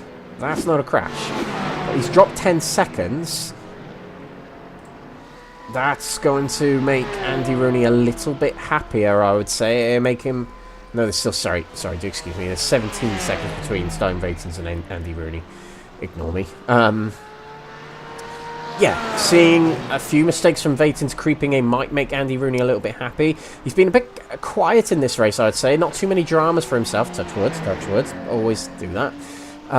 As a commentator, you've got to do that.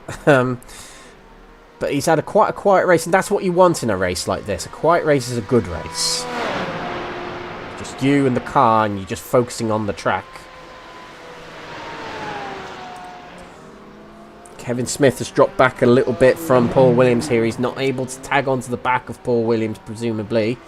And that's dropping him away in this third spot here. Nigel Stock 10 seconds behind. I think him at this point would love to take a podium. Kevin Smith just went off the track as well, just as we were looking at Nigel Stock, and this is how it happened. Let's see if there's any contact with the wall. I'm getting that a lot tonight. I'm switching over to other drivers and then incidents are happening instantly. Oh, yeah, the car gets out of shape. He does hit the wall. Not sure if that's going to affect the steering at all. But we are going to get pit stops coming in soon. But I get the sense that Kevin Smith is pushing really, really hard at the moment to try and make back a race that he thought he had just a couple of laps ago.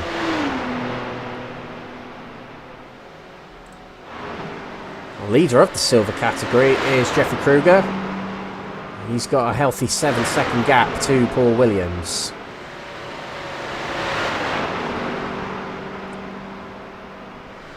Paul Williams is having a really, really good race here. He just seems...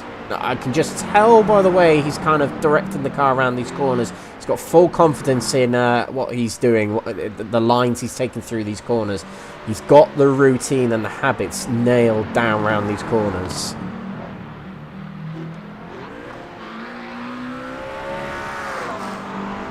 Don't write him off for a surprise win post-race, actually. You know, because there is an incident to be reviewed by the stewards between Kruger and Kevin Smith after the race.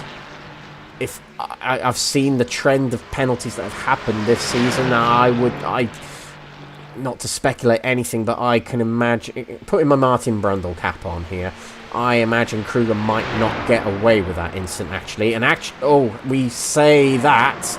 Wow, Kevin Smith is off the track and he's reset to the pits. Kevin Smith has decided he's had enough. He might have damage on that car and that might be it.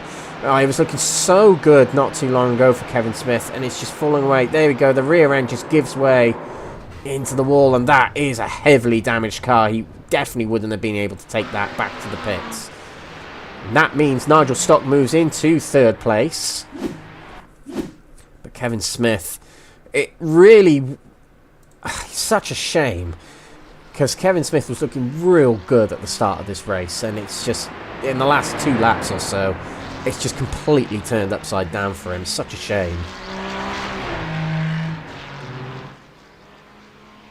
Might still be some points to pick up for the Verano Motorsport driver, though, if he can get himself back out on the track.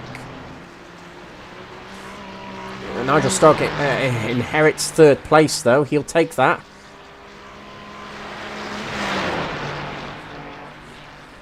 Like I said earlier, he has just been planning in this race just to keep things nice and tidy. It is rewarding Crest Autosport driver.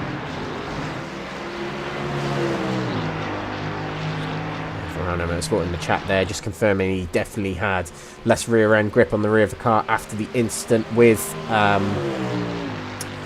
Jeffrey Kruger, and that's understandable. It's quite a heavy hit up the rear, and like I've been saying throughout this, little rubs against the wall and little rubs against other cars here, it does make a big difference to the aerodynamics of the car.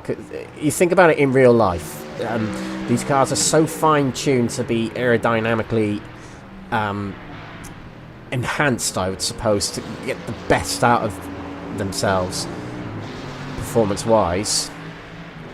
So when you put a little bit out of shape, it really upsets the balance of the car, because they're so kind of delicately balanced when it comes to setup as well. Quite sensitive to any changes in aerodynamics and that sort of thing. Anyway, TED Talk over. Let's keep an eye on this battle in the gold category. But that's, that's what we're saying with Kevin Smith. The rear end just became far less predictable.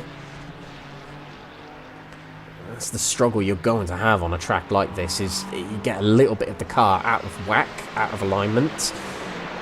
It can be a very difficult track to operate on. If you've done the Nürburgring 24 hours, you know exactly what that feels like. Close battle still here in the golds. Ben McCluskey not making quick work of Hobson and Cheverton in front, like some people probably would have expected from McCluskey, being the outstanding driver of the season. Credit to Cheverton and Hobson. They're driving really, really well tonight. I already mentioned about Cheverton, but Martin Hobson as well, despite the mistake a couple of laps ago, driving solidly and holding a podium place here at the moment.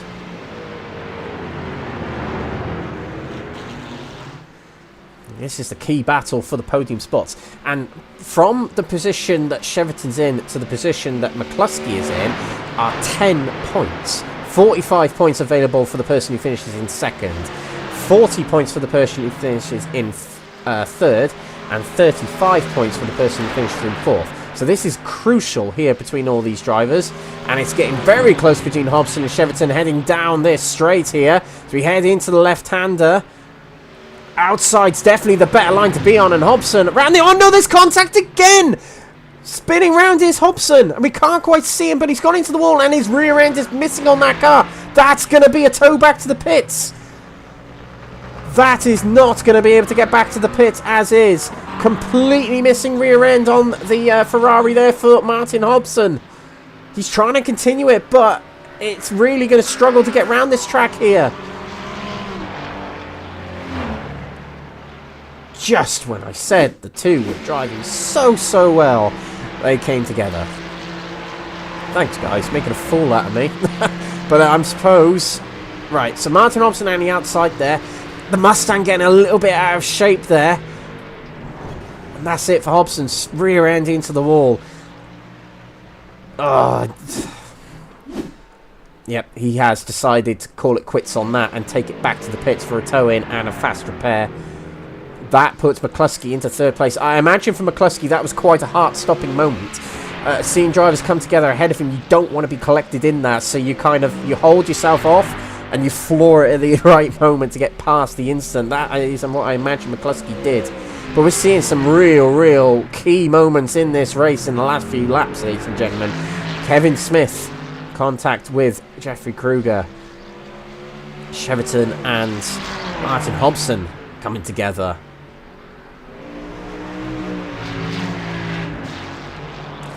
As well as that, Stein Vatens has taken a pit stop. And that drops him down the order to third, but I believe that is a scheduled pit stop. Taken earlier rather than later for Stein Vatens, but it does put Andy Rooney into the lead at the bronze category. Now, see when he pits and what that does to the bronze category. There is quite a big gap, net gap, I would say, between Vatens and Andy Rooney. See how that materialises as time goes by. I imagine there's going to be... I'm going to take a quick peek at Discord. Yeah, a couple of drivers not happy on there. I'll divert my eyes. Yeah. I can imagine a race like here at the Nordschleife where there's lots of points on offer, where you're in good positions. You will be frustrated, of course you will. That's what racing's all about. But I feel sorry for the stewards this week. That's the classic saying from League Racing and iRacing. I feel sorry for the stewards this week.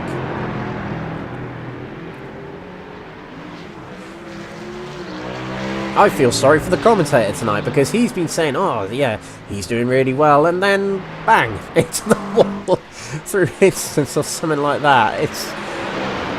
It's a bit embarrassing for myself, that is. I can't predict the future. I can only tell you what I see. Okay, so let's have a little bit of a rundown of the order. Top of the pops is Stephen Bird. A healthy 14-second lead at the top there. He'll feel it in hand. He's approaching the final quarter of this race. He'll feel very comfortable right now. Second place is Matthew Cheverton, and he's locked in a battle here with Ben McCluskey. McCluskey, who is our championship leader in gold category, looking to get himself into second place. Top three at the silvers at the moment. Jeffrey Kruger leads by 9 seconds, followed by Paul Williams in second position, having probably his standout performance of the season. 15 seconds back from him is Nigel Stock, who's taking it easy in this race, kept relatively out of trouble. Third place for him at the moment. And in the bronze category, is shuffled a little bit, but I think net leader is Stein Vatens, who's down in third place at the moment. But after the next round of pit stops, it might be him back into first place. Andy Rooney second place. And Adam Wilson-Weir in third position. Now, Adam Wilson-Weir is missing the front end still on that car, but he's able to keep it going. He's got a good gap to fourth place. very big gap. So you'll get that repaired when he comes into the pits. Nice quick fast repair. You'll be able to hang on to that third place if you can keep it out of trouble. Kevin Smith, glad to see he's back out on the track. Ooh, bumping across curbs. But it was looking like a very promising debut for the new livery on the Verano Motorsport car tonight, and it just hasn't gone that way for their drivers tonight. Danny Switzer out of the race. We've also seen issues for Mike Barber as well in the gold category, and Kevin Smith had the most recent troubles, as we've seen. Side by side here for second place between McCluskey and Cheverton. Let's see if McCluskey can get this sorted now. He's been stuck in third place and fourth place for about 3 or 4 laps now, and he's made it in front into second place, and he has completed that move. Through he goes. But Cheverton has decided this is the point he's going to go into the pits and take his final scheduled pit stop of the race. A lot of drivers doing this staggered pit stops at the moment. And I'm just going to divert our attention to Stefan Wessels there, because he has set a blistering time of a 7:58. That's an insane time comparatively to everyone else. There you can see it's 7:58 there for Stefan Wessels. That's a very, very quick lap time. And I was saying earlier on, it'd be nice to see if a driver can get into the 7 minutes here. And not only 7:59, it's a 7:58. So we'll see if anyone else can do that. But that's this brilliant lap time from Wessels there, who has moved into third place here, but he has got Matthew Cheverton still to pass on the track. We've also got Jeffrey Kruger in the pits, so this is where all the pit stops are now creeping in. We're in about 50-55 minutes into the stint here anyway. So the drivers that did pit earlier are now pitting, as Matthew Cheverton's back out on the track. And I remember, at this point in the race, you don't need to put in quite as much fuel. So it's a shorter pit stop anyway. And the more you save fuel, the less you need to put in the car anyway. So, the drivers who stayed out on both pit periods will be better off in this round of pit stops, and I think that'll be the likes of Stephen Bird and Ben McCluskey here, as they extended their stints in the first stint, but them both are not really trying to, overcut or undercut anyone now in this race. Be just interesting to see if Paul Williams can get a little bit of an undercut, or at least close the gap between him and Jeffrey Kruger. Kruger, it's safe to say, is probably the quicker of the two, actually, in this category, but you never know. You never know. Andy Rooney, let's see what happens here. Let's see if he heads into the pits now. Stein Vatens has already pitted, but Andy Rooney stays out. He was actually one of the drivers also who was able to extend his stint earlier on in the race. Let's keep an eye on Adam Wilson-Weir as well, because he needs to take a fast repair as well. But he's extended his stint as much as he could here, despite the damage on his car. He comes into the pits. Now that front bumper will magically repair, presumably. But I'd say that's pretty good driving from Adam Wilson-Weir tonight. Despite all that damage, keep the car on the black stuff, keep it in third place, and just keep it going. Now you see what I mean with the fast repairs. It'll be a nice ding moment, and that front bumper will magically repair. You can just about see it there, but that's a fast repair taken by Adam Wilson-Weir. Back into second place goes Stein Vatens. Gets it back from Adam Wilson-Weir. And just needs Andy Rooney to pit next. That is Mark Sykes, another next-gen admin, back out on the track after his final scheduled pit stop. Kurt Van Hoenicken moves into third place here, but he is yet to take his final scheduled pit stop.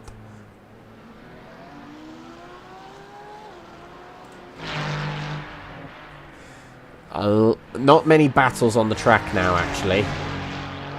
So the closest battle, but it's not for category position, is between Alan McCain and Nigel Stock. If I remember right, Alan McCain, myself, and Nigel Stock all competed together in the Nürburgring 24 Hours only this year, actually, representing NXTGEN. So a bit of a reformation between the two drivers.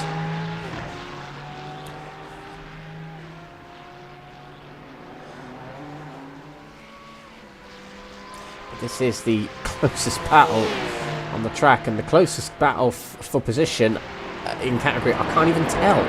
I can't even tell what it is. In fact, the closest battle that might be for position is actually between Stefan Wessels and Ben McCluskey. Perhaps actually Mark Sykes and Lewin, but I think they're altering strategies right now. So that's what can happen here at the Nordschleife. Things can get rather split up. It can become a game of strategy. It can become a game of survival as well on a track like this. I would say we've seen more than half the grid involved in some sort of an incident where they've had to repair the car tonight. Definitely over half.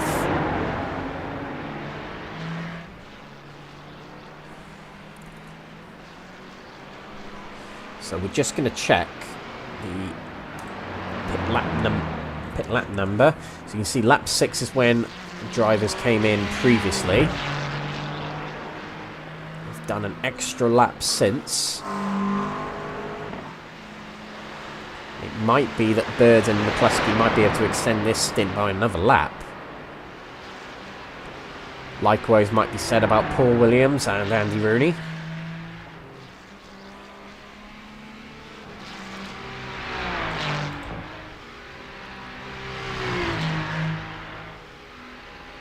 And another thing to bear in mind tonight, ladies and gentlemen, is fastest laps also reward the drivers with 2 bonus points heading out of these endurance rounds. So usually it's 1 bonus point for fastest lap in the sprint race and the feature race. So 2 points available for fastest laps in those formats of races. But in this endurance race, it's just the fastest lap of the race in each category, 2 points for that, those drivers. And those drivers at the moment, as you can see there, the purple times on our timing tower. Stefan Wessels holds it in the gold category, Jeffrey Kruger in the silver category, and Stein Vatens in the bronze category.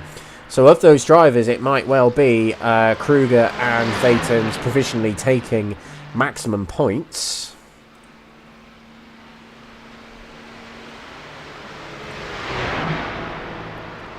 We'll see what happens as the race goes on.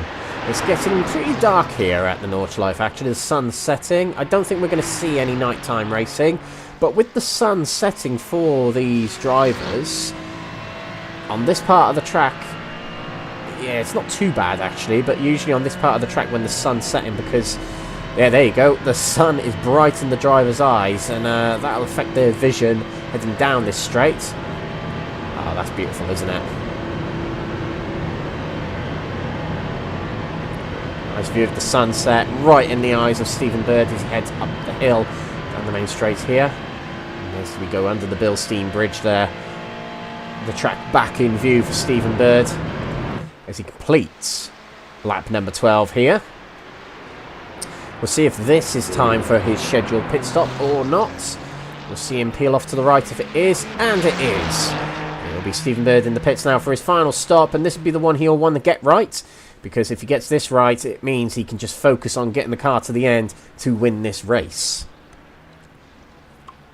Like I said earlier, it will be his first win of the season. McCluskey's also in the pits. Stefan Wessels also in the pits. So I believe most drivers will be taking their final scheduled stop at this point. And eyes in the silver category also on Matthew Cheverton, as he was close behind Ben McCluskey. In fact, he only just conceded second place to McCluskey when he decided to nip into the pits. Stephen Bird back out on the track. As I said, very quick stops. Ben McCluskey is now leaving his box. You know what? I think he's got himself a very big gap over Matthew Cheverton. Yeah, Matthew Cheverton's only just coming out the final corner And Ben McCluskey is already out of the pit, so that must have been a blistering lap from McCluskey that he was unfortunately not able to complete. So I reckon McCluskey is going to really be focusing in on trying to get the fastest lap bonus point now. Get it back from Stefan Wessels, who currently holds it, and has actually taken third place through a period of quick laps there. So Cheverton, in a matter of 2 laps, has dropped from 2nd to 4th. But it doesn't matter so much for Cheverton. This will still be one of his better results of the season. In fact, I think it will be his best result of the season. Definitely his biggest points amount of the season out of one race. 4th place currently for him. In the silver category, Kruger retakes the lead. Paul Williams is back out on the track. Not too far behind Kruger. It was actually a pretty good in-lap there from Williams. Less than 5 seconds behind Kruger, so we'll see what can happen for the remainder of the race here. Nigel Stock heading back out on the track.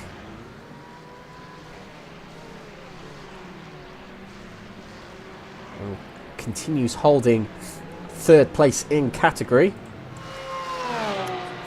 Andy Rooney's heading towards the end of his 13th lap here, and we'll see if he heads into the pits, because this will be the battle between him and Stijn Vatens. Now, there's 48 seconds between him and Stijn Vatens. That's a big gap. I just wonder if Andy Rooney might well get a good shot at first place here.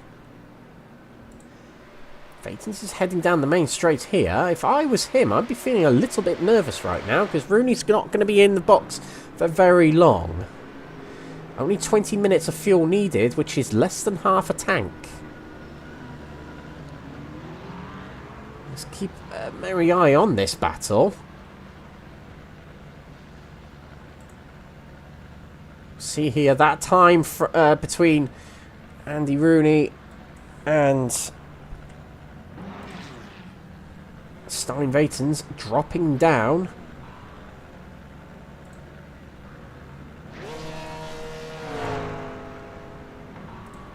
Here comes Stijn Vatens.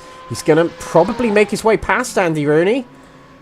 Here it comes. Oh, it's so close between these two. We could be getting a nice battle in the bronze category here in this race to see us out. Side by side between the two. Battling in bronze category. They got very close to 2 Porsche drivers. Heading into turn number 2 there. Stijn Vatens retakes the lead though. But that big gap that he had just a few laps to go has completely diminished.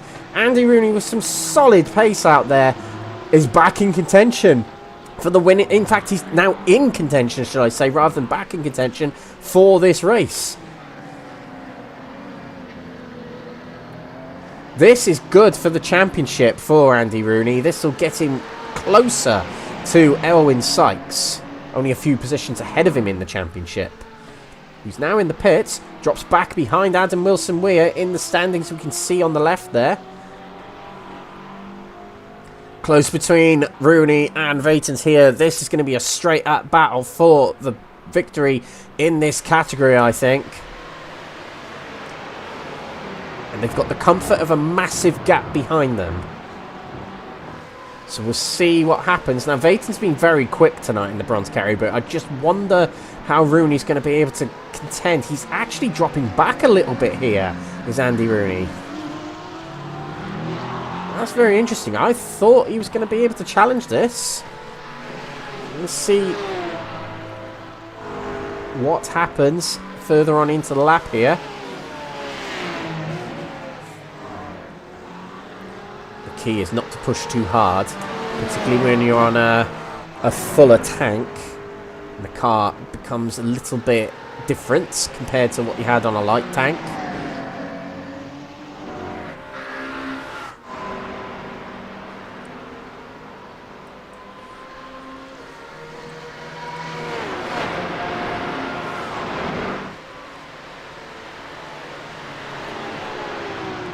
Through the fast right-hander there. A little bit of a slipstream here will help Andy Rooney, but it won't close him in all the way to Stijn Vatens. Did close him in quite a lot, though.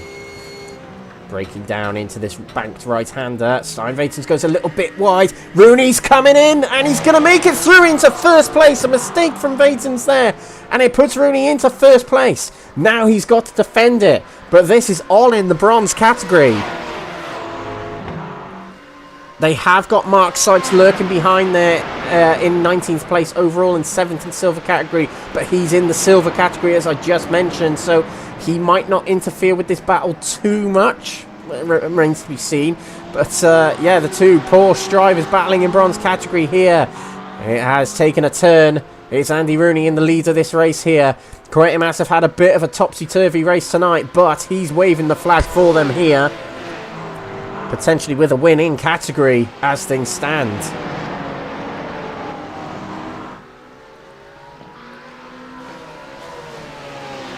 And we'll just get a replay of that because Vatens may have outbroke himself a little bit.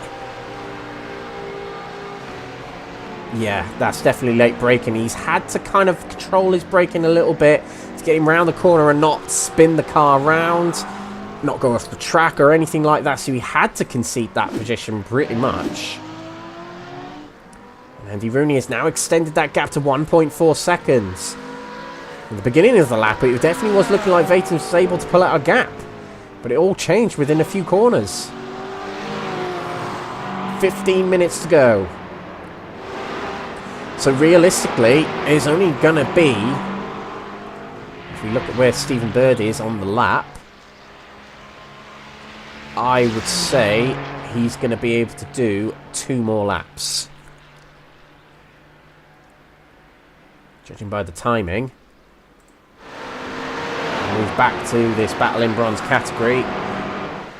Rooney is ever so slightly moving away from Stuyvesant bit by bit. A key point in the race. Vatens has controlled this race for the vast majority of it. I would say probably since lap 1 or 2. He's got close company with Mark Sykes right behind him. Off the track there goes Stuyvesant, pushing extra hard presumably to try and make back time on Andy Rooney up ahead. He goes wide again.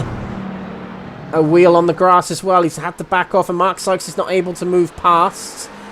Sykes backs off just to keep away from the stricken car of Vatens there.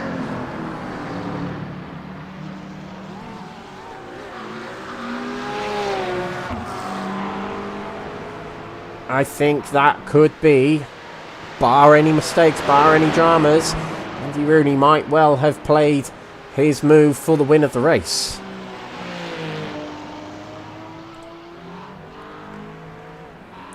Okay, so just a little check-in on the fastest laps situation. Yes, maybe not the best time to check that. We'll see at the end of this next lap, because drivers will be emptying their tanks. They'll only have 2 laps of fuel remaining, the majority of these drivers. So it'd be, well, I think the battle for the fastest lap is going to be a nice battle between Bird, McCluskey and Wessels in the gold category. I think that is the straight-up battle now between those three, as they're not close on the track to physically battle. Be down to the extra scraps of points, scraping them out of the ball to get extra points in the championship. Ben Altrier heading out of the pits. Drops behind Paul Williams overall here, who's 9 seconds behind Kruger. Kruger is pulling back away.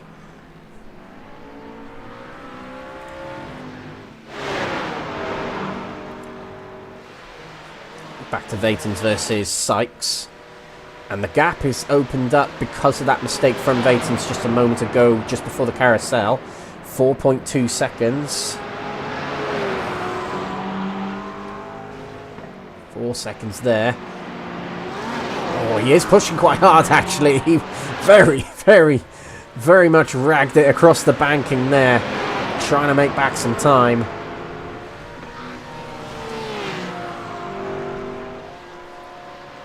Onto the back straights. Getting darker, as we mentioned here at the Nordschleife. The sun will be in their eyes heading down this main straight here. But Mark Sykes might be able to get his chance here to move in front of Steinvatens, which he does, nose ahead. And he might not, if he moves ahead, he might not be able to interfere too much with this battle. And he's in front. But Vatens might be able to use Sykes to his advantage. Might be able to use him for extra slipstream to try and catch back up to Andy Rooney. That'd be what I would try in this situation anyway.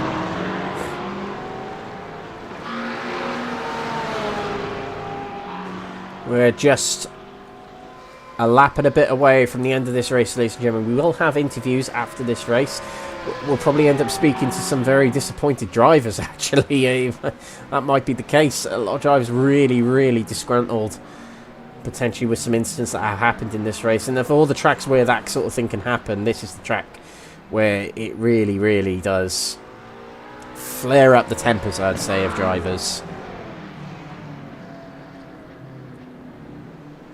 Because it's such a long lap here, and it's somewhere where it can feel so rewarding getting a good result at a track like this.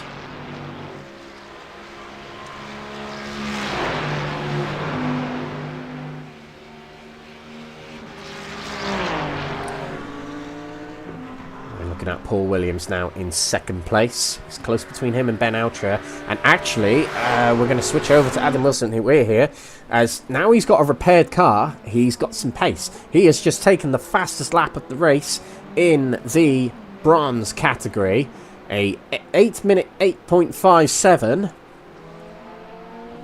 and that's an extra 2 points for him and the Quatermass Power Racers Academy, as it stands anyway.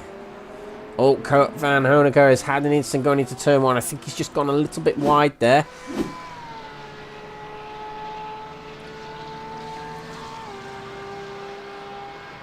Yeah, brakes a little bit late going into the Mercedes hairpin and moves a little bit wide, so not quite a crash, but a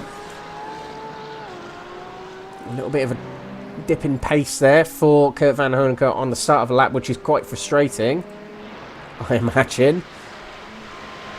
You do have the rest of the lap to recover it, I suppose. It's been a brilliant performance from Stephen Bird tonight, though.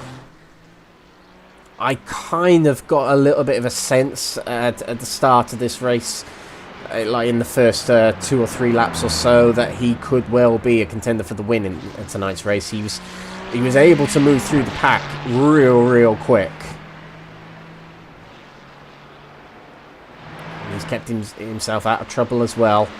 He's got himself in the lead in a very comfortable gap over his championship leader behind. Now, Ben McCluskey might not be too worried about this result tonight. He's still scoring 45 points, at least anyway, tonight, from where he is. If he can get fastest lap, that'll put it up to 47. He'll only relinquish 3 to 5 points to Stephen Bird, so he won't be too worried. Racers be racers, as I always say. They all want the wins. But at this point, when you're thinking about a championship, you think points. Think Andy Prio. He didn't need to win a lot of races to win the 3 in a row of World Touring Car Championships that he won. And one of those seasons, he only won 1 race. Just remember that. Keke Rosberg, 1982 in Formula 1, only won 1 race. But the difference here with Ben McCluskey is he's won a lot of races this season, actually. But what I'm just trying to say is 1 race you don't win, the end of the world. Silver category, there's still a little bit of a cloud hanging over this category, I would say. So we're heading at it tonight. There was an incident between Jeffrey Kruger and Kevin Smith, which will need to be looked at by the stewards, I think, after, just to kind of clarify what happened there. But I would say Kruger, provisional winner at the moment. I wouldn't say it's 100% safe, if I'm just being honest. Putting my steward's cap on, which I very rarely put on. But for the time being, he's leader of this silver category, and second place is Paul Williams. One of his finest performances of this season. That's got to be said. Strong second place here. Could inherit a first place if the stewards see Kruger guilty of that incident between himself and Kevin Smith. And Nigel Stock a third place here. Big haul of points on his rival Kyle Oosthuizen in the championship. Is going to put him closer to that top step in the championship heading out of tonight. Bronze category, I would say Andy Rooney is going to get himself much closer to contention in the championship, and bear in mind that his championship rival at the top of the championship, Elwyn Sykes, is down in 5th place there, so quite a lot of points lost for Elwyn tonight. Now there are drop rounds to consider as well, which makes things complicated, as I mentioned. And just to mention, white flag waved for Stephen Bird as he starts his final lap in this race. And he starts this final lap by ending the previous lap with a 7 minutes 58. So it's a very close to fastest lap. He's only half a second off of Stefan Wessel's fastest lap. And likewise with Ben McCluskey, he's set a 7:58 as well. But it's not quite as quick as Stefan Wessel's. Let's see what he does when he crosses the line. Oh, 8 minutes 1. So he still holds the fastest lap. But Stephen Bird and Ben McCluskey are not going to let off. They're going to want to go for that fastest lap here. So we'll come back to them at the end of the race. But as we were saying about Andy Rooney, he'll get himself closer to Elwyn Sykes, who loses around about 20 points from tonight. And with drop rounds, it gets a little bit more complicated, as I mentioned. But it's still a big haul of points for Andy Rooney tonight. Considering that a win in this one race and fastest lap in this one race is a considerable haul of points compared to winning one or even 2 races in the regular sprint and feature race format, really does represent how important these endurance races are. And that'll help Rooney in this championship. Steinvatens, he'll probably feel disappointed that he couldn't hang on to the lead and convert the win in this race, but it's still a strong result for him in second place here, even still. Excuse me. And in third place, it's been a bumpy ride for Adam Wilson-Weir, but he's in a strong place in the championship, and this will still help him. It's 40 points out of tonight, and he'll get himself third place tonight, which could be good for his championship as well. Gabriel Papakonstantino's not competing tonight as well. He's second in the championship heading into tonight, so this will be his drop round. And we'll go back to Paul Williams here, because if Paul Williams is racing, might well do the championship standings for us immediately after this race. So please, Paul, it'd be good to see how things are after this round. And if he can do that, that'd be brilliant.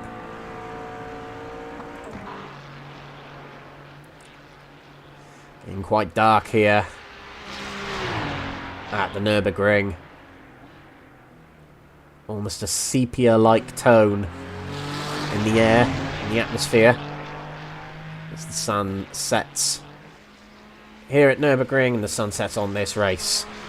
Stephen Bird is not backing off though, neither is McCluskey behind him. They're all going for that fastest lap. The tanks are quite empty. I think these guys, if they can get clean laps in here, they might well be able to get it. Bird and McCluskey didn't really have clear tracks around them to try it in the previous round of pit stops. That's the thing. Or before the last round of pit stops, shall I say. Whereas Stefan Wessels had clear track around him, he was able to convert a 58 lap time.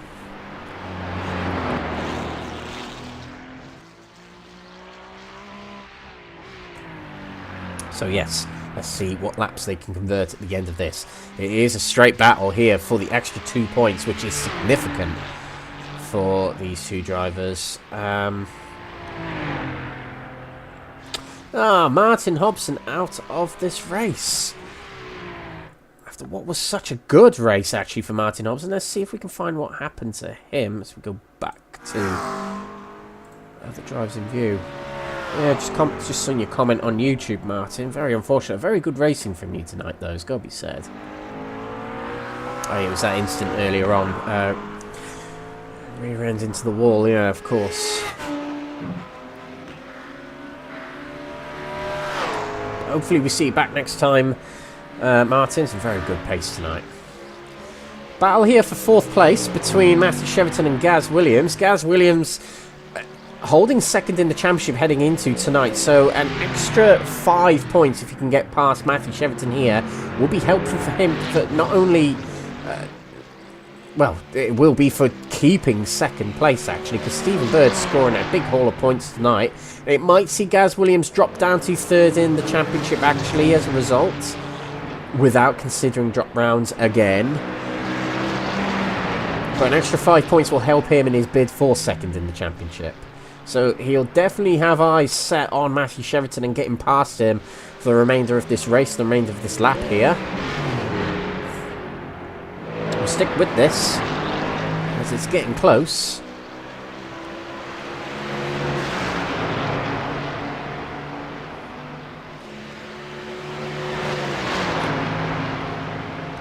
Down this main straight here. Gaz Williams will want to line up a good slipstreaming move. It's a very difficult part of the track to overtake on, that's the thing. And he's really closing into the Mustang here. Eases off, this is not the way to go. This is not the place to overtake. Cheverton using all the track very well there. Gaz Williams is not going to be able to make a move before the carousel. And this is the hardest part of the track to overtake on. The twists and turns, the narrow corners, the banked corners like we're seeing here from the carousel is incredibly difficult to overtake on, and incredibly risky actually as well. There's something else to remember.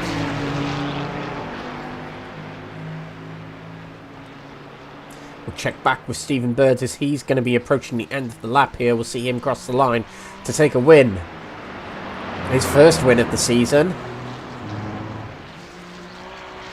It is hard to believe that actually, because Stephen Bird's been right at the front in the majority of these races.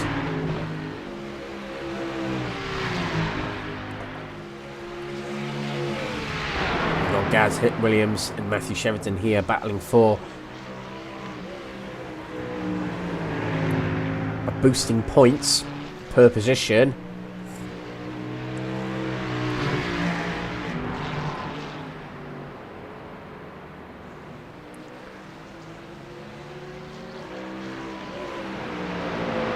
All Gaz Williams can do is just hang on to the back of Matthew Cheverton and wait for the back straight, which is going to be the best opportunity to do it, I think.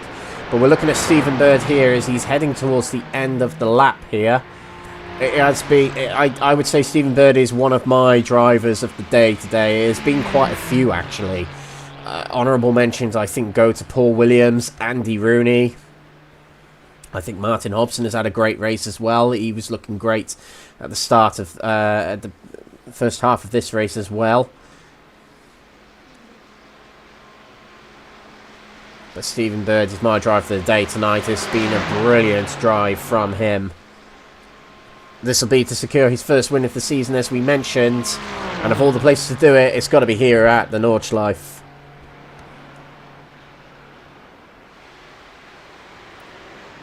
Into the final corner we go. Nice and easy through here. Let's see if this... Well, I don't think this is going to be a fastest lap because he was weaving on the straight. Which suggests to me it's not going to be a fastest lap. But anyway, Stephen Bird takes his first win of the season. Crossed the line to win the gold category here for round 6 at the Nordschleife. And back here we actually see Gaz Williams moving past Matthew Cheverton on the straight. But we are going to watch our championship leader of the gold category continue to lead the championship here. He crossed the line and no fastest lap taken for Ben McCluskey. It will be 45 points for him, but he finishes second in the gold category anyway. Stefan Wessels, who did take fastest lap in this race, will finish third and will take 42 points out of tonight. But Gaz Williams has moved into fourth place in the final moments of this race, and he'll take 35 points to Matthew Cheverton's 30, as it's a close finish between them two as they cross the line. Very close between them two. Brilliant racing for them on the final lap there. Now we move to the silver category. It's a little bit in the air, but Jeffrey Kruger will finish first on the road here in silver category by a big 13 seconds here. He's opened up the gap lap by lap in front of Paul Williams, and we'll take a win here in the silver category on the road. in the McLaren. Across the line he goes. And Paul Williams, his finest performance of the season. Second place for him. For the ECO team. It's nice to see them up in the high positions as well, because they haven't quite been there this season, but Paul Williams has done that for them in this race. And Nigel Stock keeping his nose out of trouble. He definitely has done that, and it's rewarded him with a third place here, and it might be a little bit of a comeback in the championship for him from his rival Kyle Oosthuizen. Third place for him and a strong 40 points. Bronze category, they're a little bit away from the line here, but they'll finish off the race here. And it'll be a win, potentially, for Andy Rooney, who has won a few races this season, actually. I'm just going to check back through the book to see which races he's won. He won the feature race at Fuji, and he won the sprint race at Road America. So he hasn't had a win for a while. He has actually had a little bit of bad luck in the last few rounds, caught up in a couple of incidents here and there. But this will be a return to the top step of the podium for him. He's on the back straight, and this is the part of the track where when you're on the final lap and you're leading the race, you get to this part of the track and you just breathe, you just exhale, and you think, oh, I've made it. Oh, and there's a car slow off to the side there. That's Alan McCain. I think he's out of fuel. Unfortunately. Oh, the most unlucky driver in Next Gen Racing.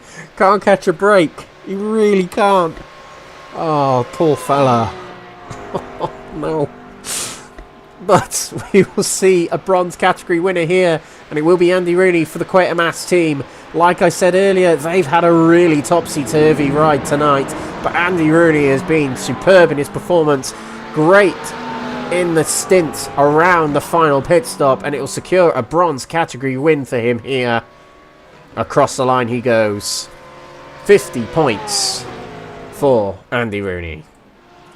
Steinvatens, as I said a moment ago, he'll feel a little bit disappointed, but a strong second place for him here anyway, nonetheless.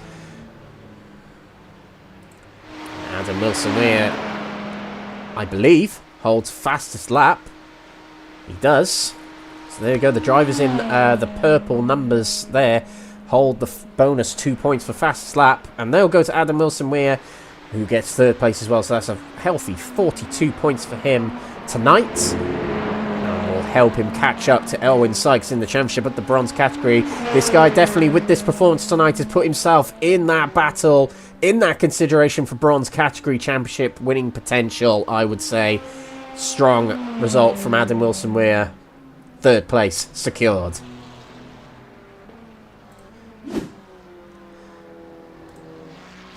Wow, what a race we've witnessed. It's been a very dramatic race. I think I say that about every race, to be honest. But tonight in particular has been very dicey, actually. There's been a lot of real key incidents.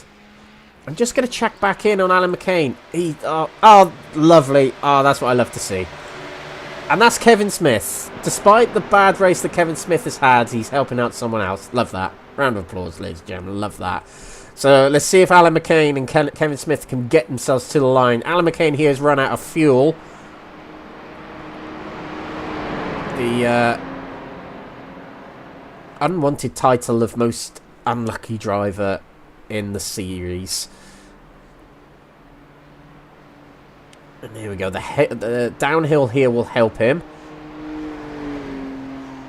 What we don't want to happen is Alan McCain will get turned around.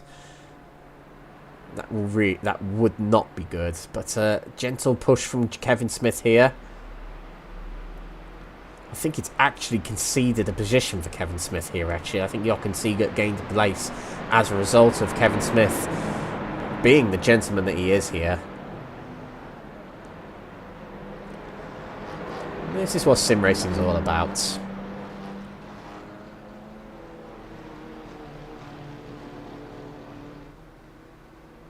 we all get angry with each other every now and again with racing each other, but sometimes we help out one another, and that's exactly what's been done here. McCain will cross the line. It'll be a 10th placing category, 10 points for him, and Kevin Smith will cross the line in 9th place in silver category. But it gets Alan McCain into... well, it scores him points, it scores him a finish in this race. We've still got drivers finishing off here. Not many more, I believe. I think Rob Savage and Matt Gatter are the drivers remaining to finish, and once they have finished, we'll be able to get ourselves some results in this race.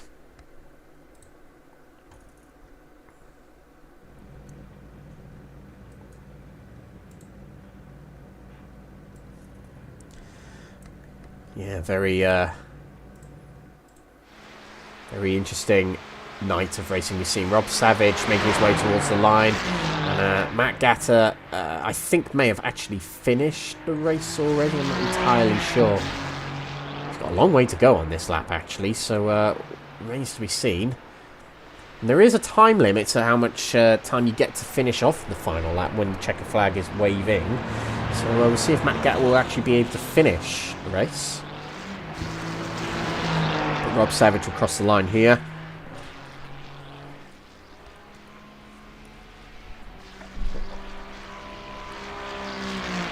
And he crosses the line to finish 6th place.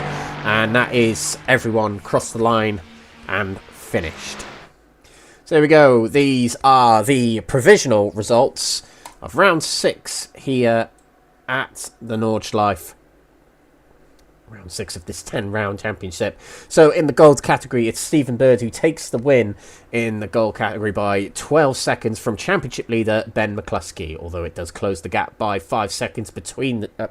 5 points between the two drivers out of tonight. Stefan Wessels, with the fastest lap, also secures 3rd place for himself as a latecomer to this series. Gaz Williams taking 4th place in the final moments of that race there, away from Matthew Cheverton, who has one of his best results of the season.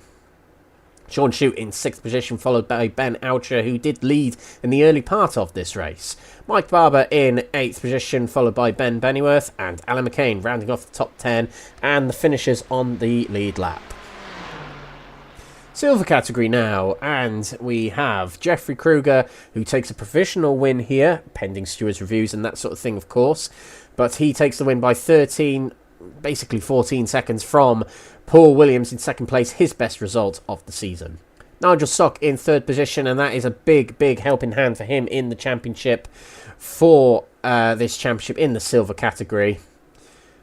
4th place to Aaron Hobson, followed by Mark Baker and Mark Sykes in 5th and 6th. Wesley Lewin is in 7th place with Jochen Seeger in 8th position. Kevin Smith, who we just saw helping out Alan McCain there to get across the line, 9th place for him, and last of the lead lap finishers. Bronze category now, and it's a win for Andy Rooney, and puts himself in strong contention for the championship this season. 2nd place to Stein Vatens, who led the majority of the race, but 2nd place for him in the end, with 3rd place going to Adam Wilson-Weir, and he also took fastest lap in this race. Kurt Van Honecker takes 4th position with our championship leader in bronze category. 5th place, that's Elwyn Sykes. Rob Savage, last of the lead lap finishers, in 6th position. So there we go, that has been the race results as we finish tonight's round 6. Now, we do already have championship standings.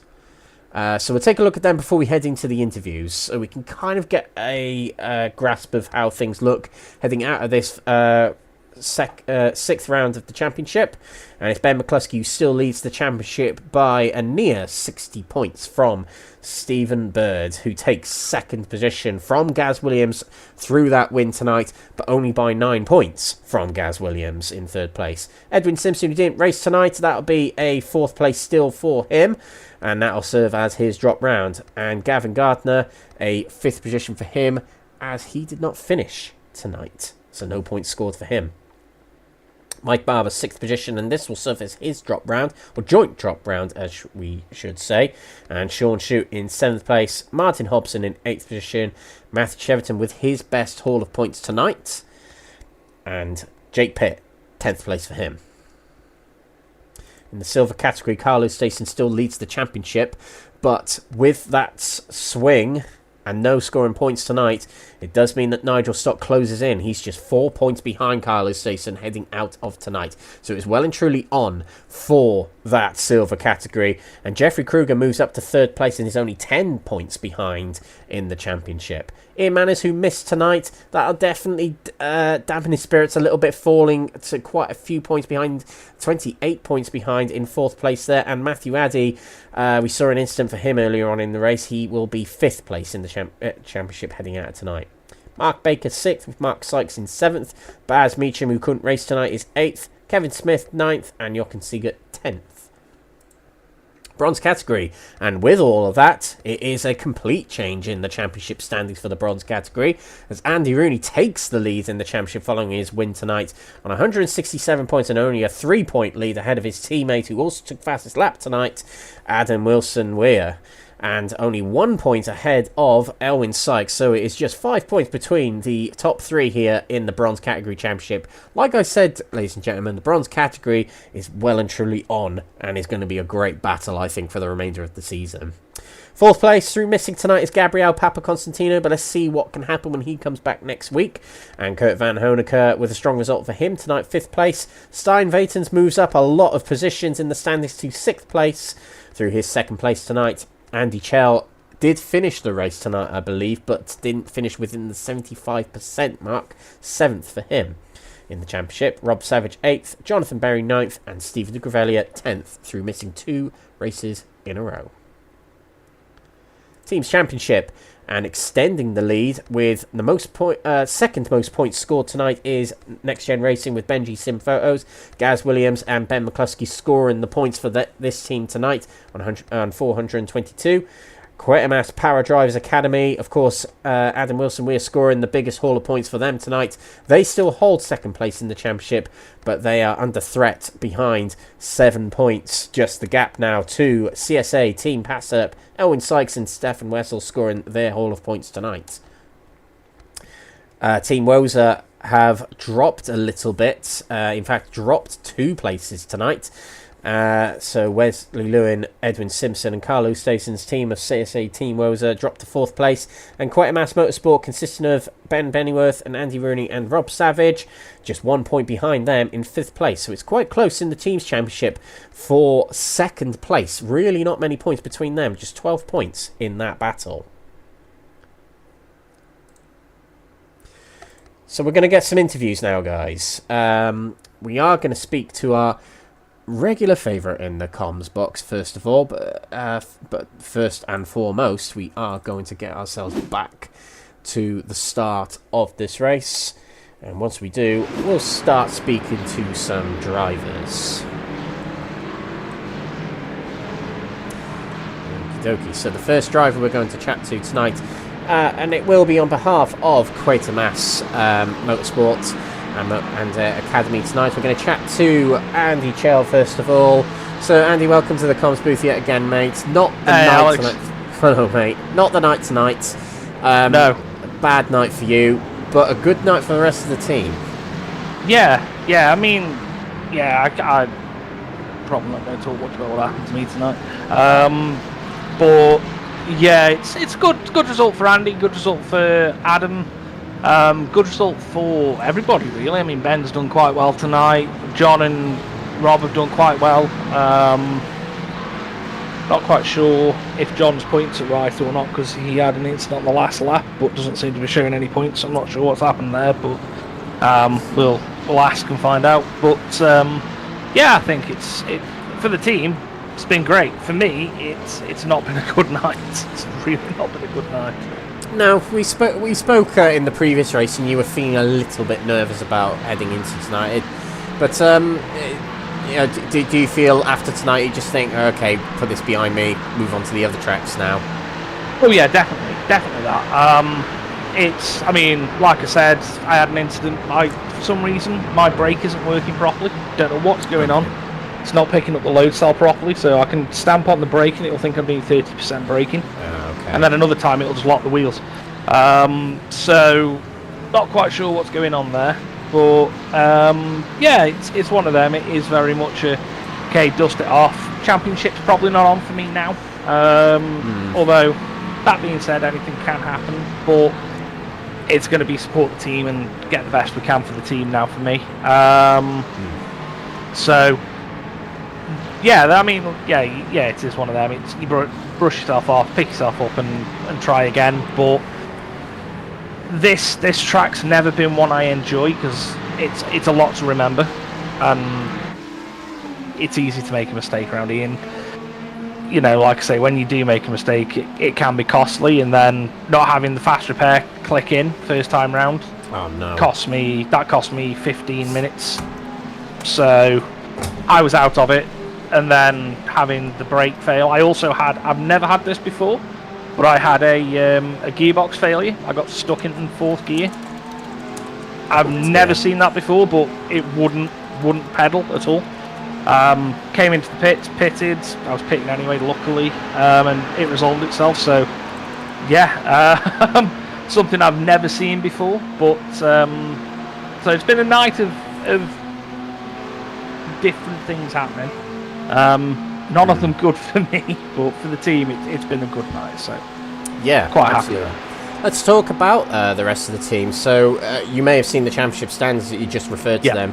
But Andy Rooney and Adam Wilson-Weir, they are now well and truly in that championship fight. And we kind of saw it last season where you ended up in the championship contention in bronze category at this point last season. So I assume the focus is going to kind of switch now in the team to helping Andy and Adam kind of secure their championships. Yeah, it's gonna be one of them now. Obviously, them pair are going to be free to race because they are papaya rules. Well, no, we're not going to do that. We're not going to do that because at the end of the day, we are a team. But yeah, we're not going to be getting in their way if we can help it. That's going to be something as a conversation me and the rest of the team are going to have. Yeah. I mean, I'm 45 points behind.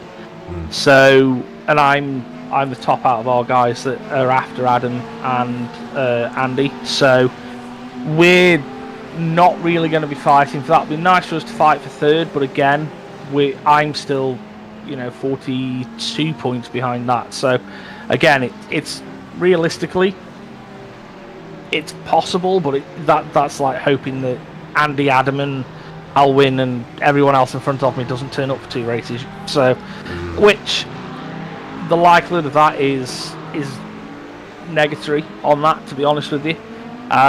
So yeah, there's going to be some team chat about, okay, you guys are free to race. Obviously, they will be on the understanding of it's got to be respectful, because you can never take it out of teammates a bad thing. But and we say about like papaya rules and things like that. We've seen how that's probably cost McLaren this season.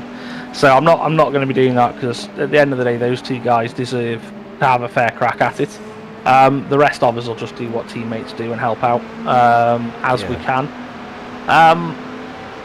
But yeah, obviously we practice at least 2 times a week.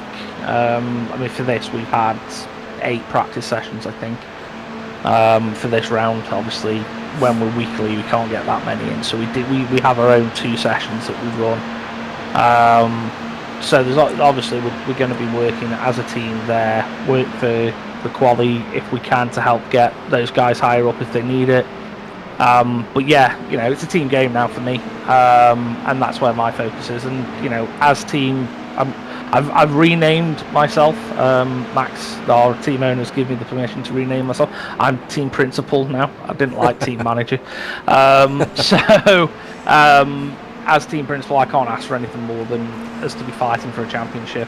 I hope you got a pay rise as well. I got 100% pay rise. Now, at the moment, it's something that we're a small team. I do it for fun, and I do it to support. But that's the thing. I mean, in the teams championship, we have got the team that's representing the Para Drivers Academy in second place, so the focus would be there as well. So maximising points for that team is going to be a priority for me and John. Obviously, Adam's going to be maximising for the championship, which him and Andy are going to be free to do. But that being said, the main Quatermass Motorsport team is not that far behind us. So again, that's not going to be something that I'm going to be saying, you know, Rob, you've got to drop out because the power drivers are going to take priority. You know, because as everyone's seen, there's 5 of us in one category. Yeah. So it makes it interesting because obviously Andy's scoring quite a lot of points, but Adam's scoring quite a lot of points as well. So it does make it interesting on how that balances. But yeah, it's going to be a team conversation because obviously what we do want to prioritise doing well in the teams championship. But I'm not going to take someone's opportunity at a championship either. So it is going to be, like I say, it is going to be open to them. But it's going to be interesting. I'll put it this way because they are 2 very, very fast drivers. And given my position in the championship, you may see me swap car. We are looking at different cars for next season, so I might swap and test a different car just to see. But I'd have to have a word, see how that would affect the team's championship, because again, yeah, you're fighting for that as well, aren't we're you? fighting for that as well. So it would be a conversation that I'd have to have with Gaz and the admins at NXTGEN just to see, okay, if I take that does that minus 50 affect the team as well, or not?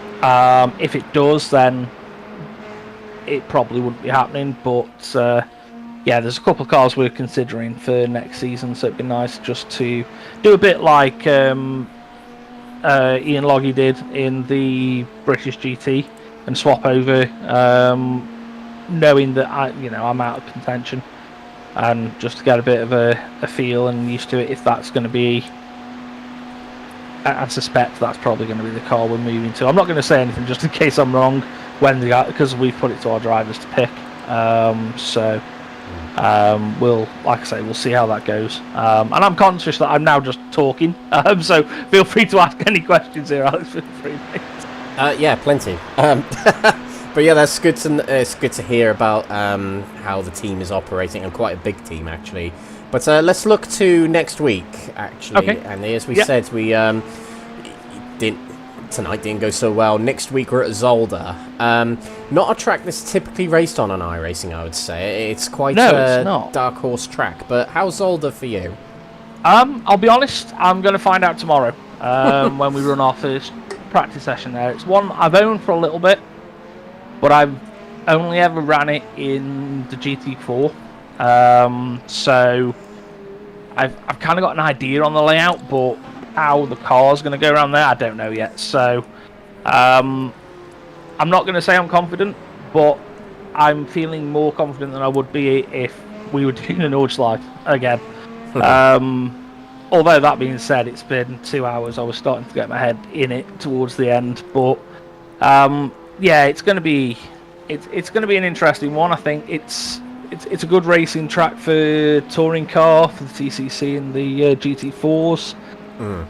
How the bigger GT3s are going to go around there, I'm not too sure, because it's not a massively big track if memory serves, but it's not an Alton Park sort of track either. I think it's kind of like in between, if again, like I say, if memory serves. So tomorrow is going to be an interesting sighter for us, and it'll be interesting for us because obviously we've got a mix of cars in our stable at the moment. So it'll be interesting to see how the Porsche runs, because that tends to like riding curbs, and if I remember Zolder, there's quite a few curbs that riding on is quite nice and useful. The Vets hit and miss with curbs, to be honest with you. Some it'll like it, sometimes it depends exactly how high they are. Some it'll like, some it just won't. And then we've got we've got Rob in the Ferrari again. You can ride the curbs on it sometimes you can't. And then Ben in the McLaren, which I'll be honest with you, I don't know. I honestly don't know how that's going to go around there. That's been a bit of a mixed bag for Ben this season, so it's going to be an interesting one to see. I'm hoping it'll be nice and close like it usually is with our bronze category, because normally on normal conventional racetracks, I'll say, because the Woods isn't a conventional racetrack, but on conventional racetracks it does tend to be very, very close, and it's down to driver skill and driver errors that make the difference, or has been making the difference in this class anyway this season. So it's going to be an interesting race, I think, and I think everybody that tunes in will enjoy it for definite. And I do think you are going to see a lot of battles in the bronze category next week. I'm hoping to be doing some of them, to be honest. Hoping to turn this little bit of bad luck streak that I've had since Suzuka, turn it around a bit, and hopefully start getting a nice pullback. But like I say, it's going to be Andy and Adam that we're focusing on positions wise there now. So yeah, okay, yeah, looking forward to next week. Bring it on, I'd say. Look, Andy, thanks very much for chatting to us tonight. Bad luck tonight, but well done to your team. Thanks very much for joining us tonight. No, appreciate it. We'll see you next time at Zolder. See you next time. Thanks. Bye. There we go. Let's dive straight into our next interview. We're a bit tight on time, but let's dive straight into it. We're going to chat to Nigel Stock now. Third place in the silver category after tonight. Nigel, thanks very much for joining us in the comms booth, mate.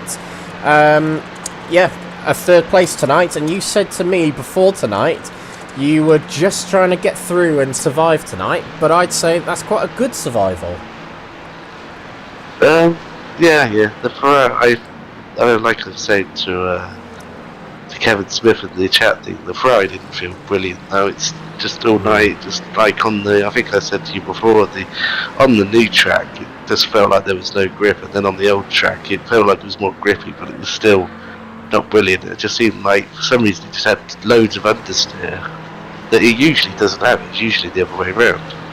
And then I think, like I said to you, and I think I've seen one or two Ferraris happen to, where if you just touch the curbs, you'd spin one of your wheels up and that'd be off into the wall. So you just had to really just sort of just drive within yourself really tonight and just get the car across the line in one piece. Yeah, absolutely. But you must be pleased with third place tonight, and that has got you a lot of points back on your rival Kyle. Puts you back in contention of silver, so you must be feeling pretty good after tonight. Yeah, well, that was sort of the plan really, was just trying, I knew people would have incidents and stuff. It's not an easy track, so yeah, it was good to get a podium. I mean, I couldn't do anything to the people in front. It would have been nicer to have got a bit higher up and maybe got a bit more points, but there's no point throwing it away for what I could get really. So, do you feel if you were closer to Paul or even closer to Kruger, you probably could have challenged a win? Not really. I couldn't really catch him. I was sort of keeping the pace with him that was about it really. I don't. Maybe if I was close enough behind him, I could have gotten them ears and distracted him. But on pair, I think even if I overtook him, we would have just been battling the whole race. I mean, that's more Paul. I think Kruger had the pace on me anyway, really. But like I said, I just never felt comfortable really. I was only pushing like sort of 80%. I didn't want to go any higher than that. I think there was one lap I did, and then I went off and bumped the barrier a bit towards the end, and that was that. I was like, I'll just settle for this. Yeah, fair enough. But it rewards you with back into championship contention, so that's good anyway. But how about next week? We're heading off to Zolder next week. I believe the last time I believe the last time I raced this track, we raced it in Race Room.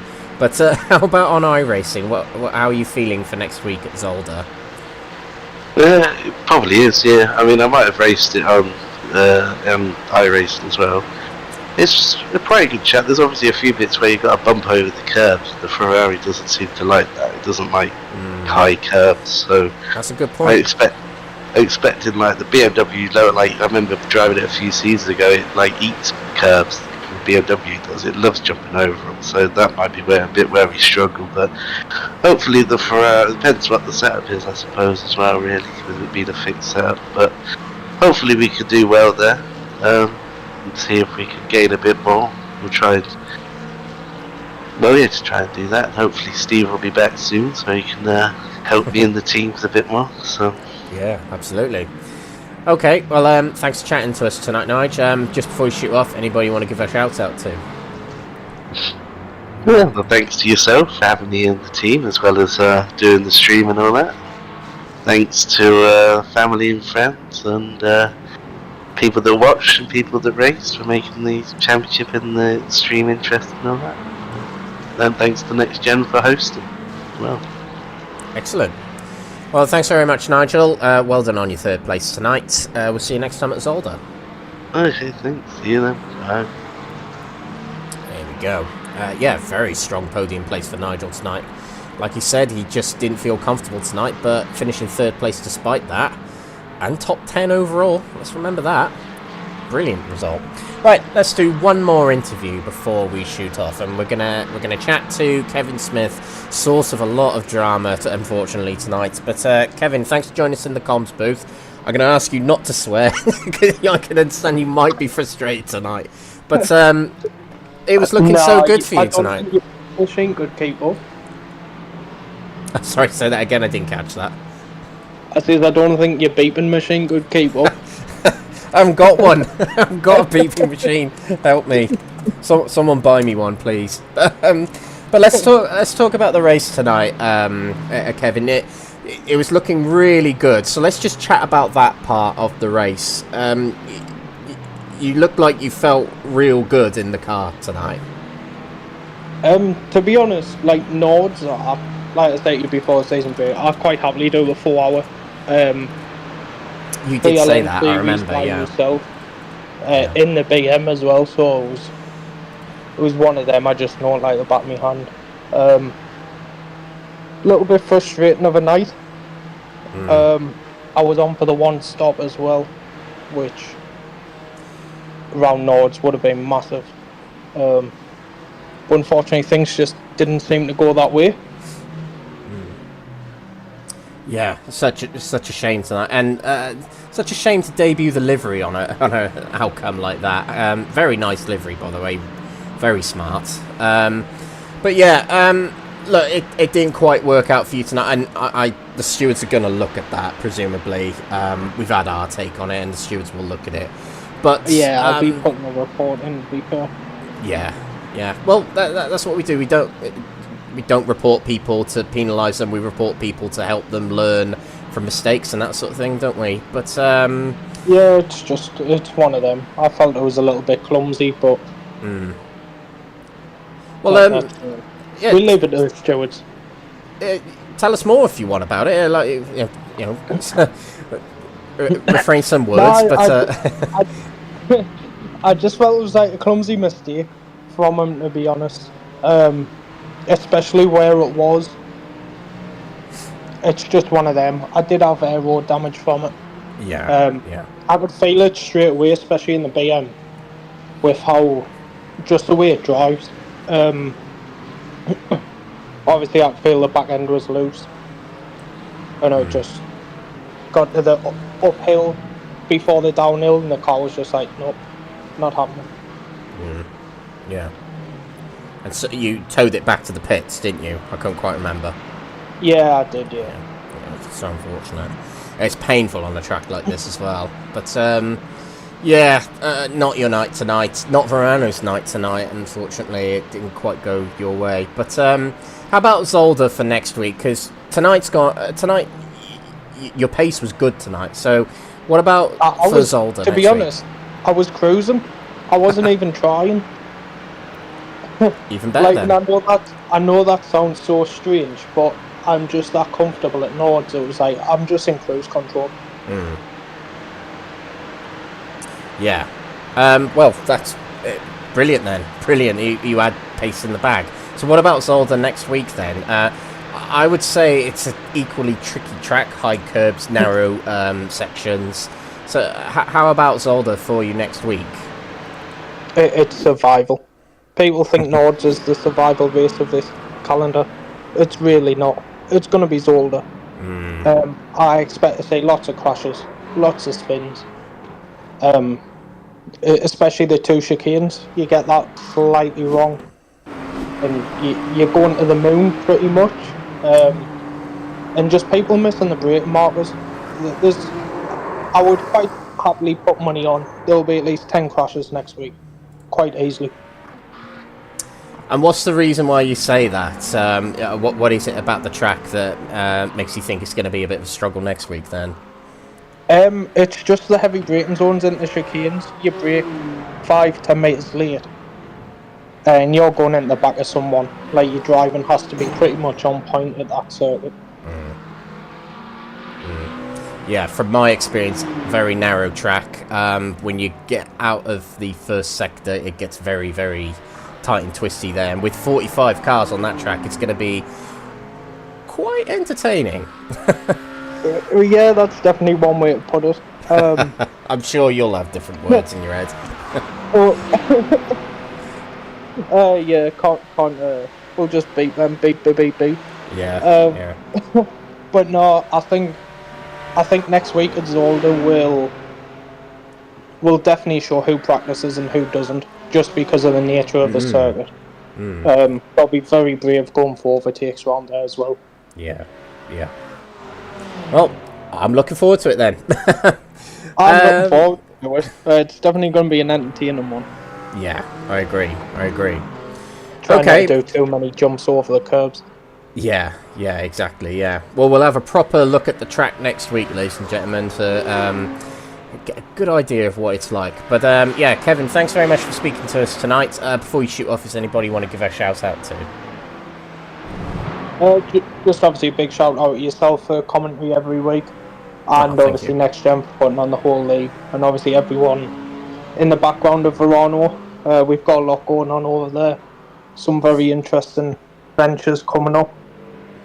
So yeah, big thank you to everyone over there as well. Excellent. Lovely. Thanks very much, Kevin. Bad luck tonight. Hopefully we see you have a much better race next week. But yeah, see you next week. Thank you. There we go. Kevin Smith for us, ladies and gentlemen. Was looking so good, and we just looked back through that instant there. It's going to be one for the stewards, as we mentioned, but we'll leave it to them. Right, okay, we're going to wrap up here, ladies and gentlemen. We're just going to review the top three in the championship, or championships, heading out of tonight. So we'll start with the gold category. The top three is as follows. It's Ben McCluskey at the top of the standings, finishing second tonight, and Stephen Bird, who won his first race of the season tonight, takes second position in the championship. He's just 9 points, though, ahead of Gaz Williams in third. Silver category, Carlos Stason still leads the championship, only 4 points ahead of Nigel Stock. Carl, of course, had the retirement tonight, and that will serve as his drop round, but it brings Nigel Stock into contention for that championship now. Jeffrey Kruger, provisional third place, I would say, provisional winner of this race tonight, but he takes the win tonight, and it puts him closer to the top of the standings for the Homan. Bronze category, a big swap around in the standings here. The top four completely shuffled. Andy Rooney and Adam Wilson-Weir, representing Quatermass, move to the top two steps in the standings, and that top three is only separated by 5 points between Andy Rooney, Adam Wilson-Weir, and our previous championship leader, Elwyn Sykes. Teams Championship, it's NXTGEN Racing with Benji Sim Photos at the top, but with a commanding lead of near 100 points now over Quatermass Power Drivers Academy, and that battle for second place is between four teams: Quatermass Power Drivers Academy, CSA Team Passup and Team Woza, and Quatermass Motorsports. So it's very much a battle between two organisations in this championship for that second spot, as NXTGEN Racing and Benji Sim Photos are running away with it, it's got to be said. So there we go, ladies and gentlemen. Thank you very much for watching tonight's racing. It's been an absolute pleasure. I've been looking forward to this round for a very long time, and it has definitely delivered in terms of entertainment and drama. Next week, we're heading over to Belgium, to the Zolder Grand Prix circuit. Former host of the Belgium Grand Prix, of course, and it is now named the home of DTM, which now uses GT3 cars, so it's going to be a fitting place for us to have our 7th round of the championship very shortly. It's going to be a very interesting round. It's a very narrow, very slow, and very tricky track to overtake on. So it's going to be a very difficult round and a very interesting round, but we're going to love it. And tune in next week, the same time as you have tonight, to catch that action as it happens live on Next Gen Racing TV on YouTube, Facebook, and Kick. This has been the Next Gen Racing GT3 Season 6, Round 6 of the season. My name's been Alex Everett. I've been your commentator on behalf of Crest Autosport, and this has been Thursday Night Racing with Next Gen Racing. And just before we head off, a shout out to our partners, sponsors and affiliates of Next Gen Racing that include PowerMax Racing, Sam Cases, Benji Sim Photos, Douglas Motorsport, Motorsport UK Esports Division, Falconer PC, Mark Sykes Designs, Joyce Design, Moser Racing, and Only Racing, who are providing £500 store credits to the winner of the championship in this series. Thank you very much for watching, ladies and gentlemen. We'll see you next time at Zolder. Good night. Thank you for tuning in. Until next time, that's all from us here at Next Gen Racing, the home of clean and fair sim racing for all.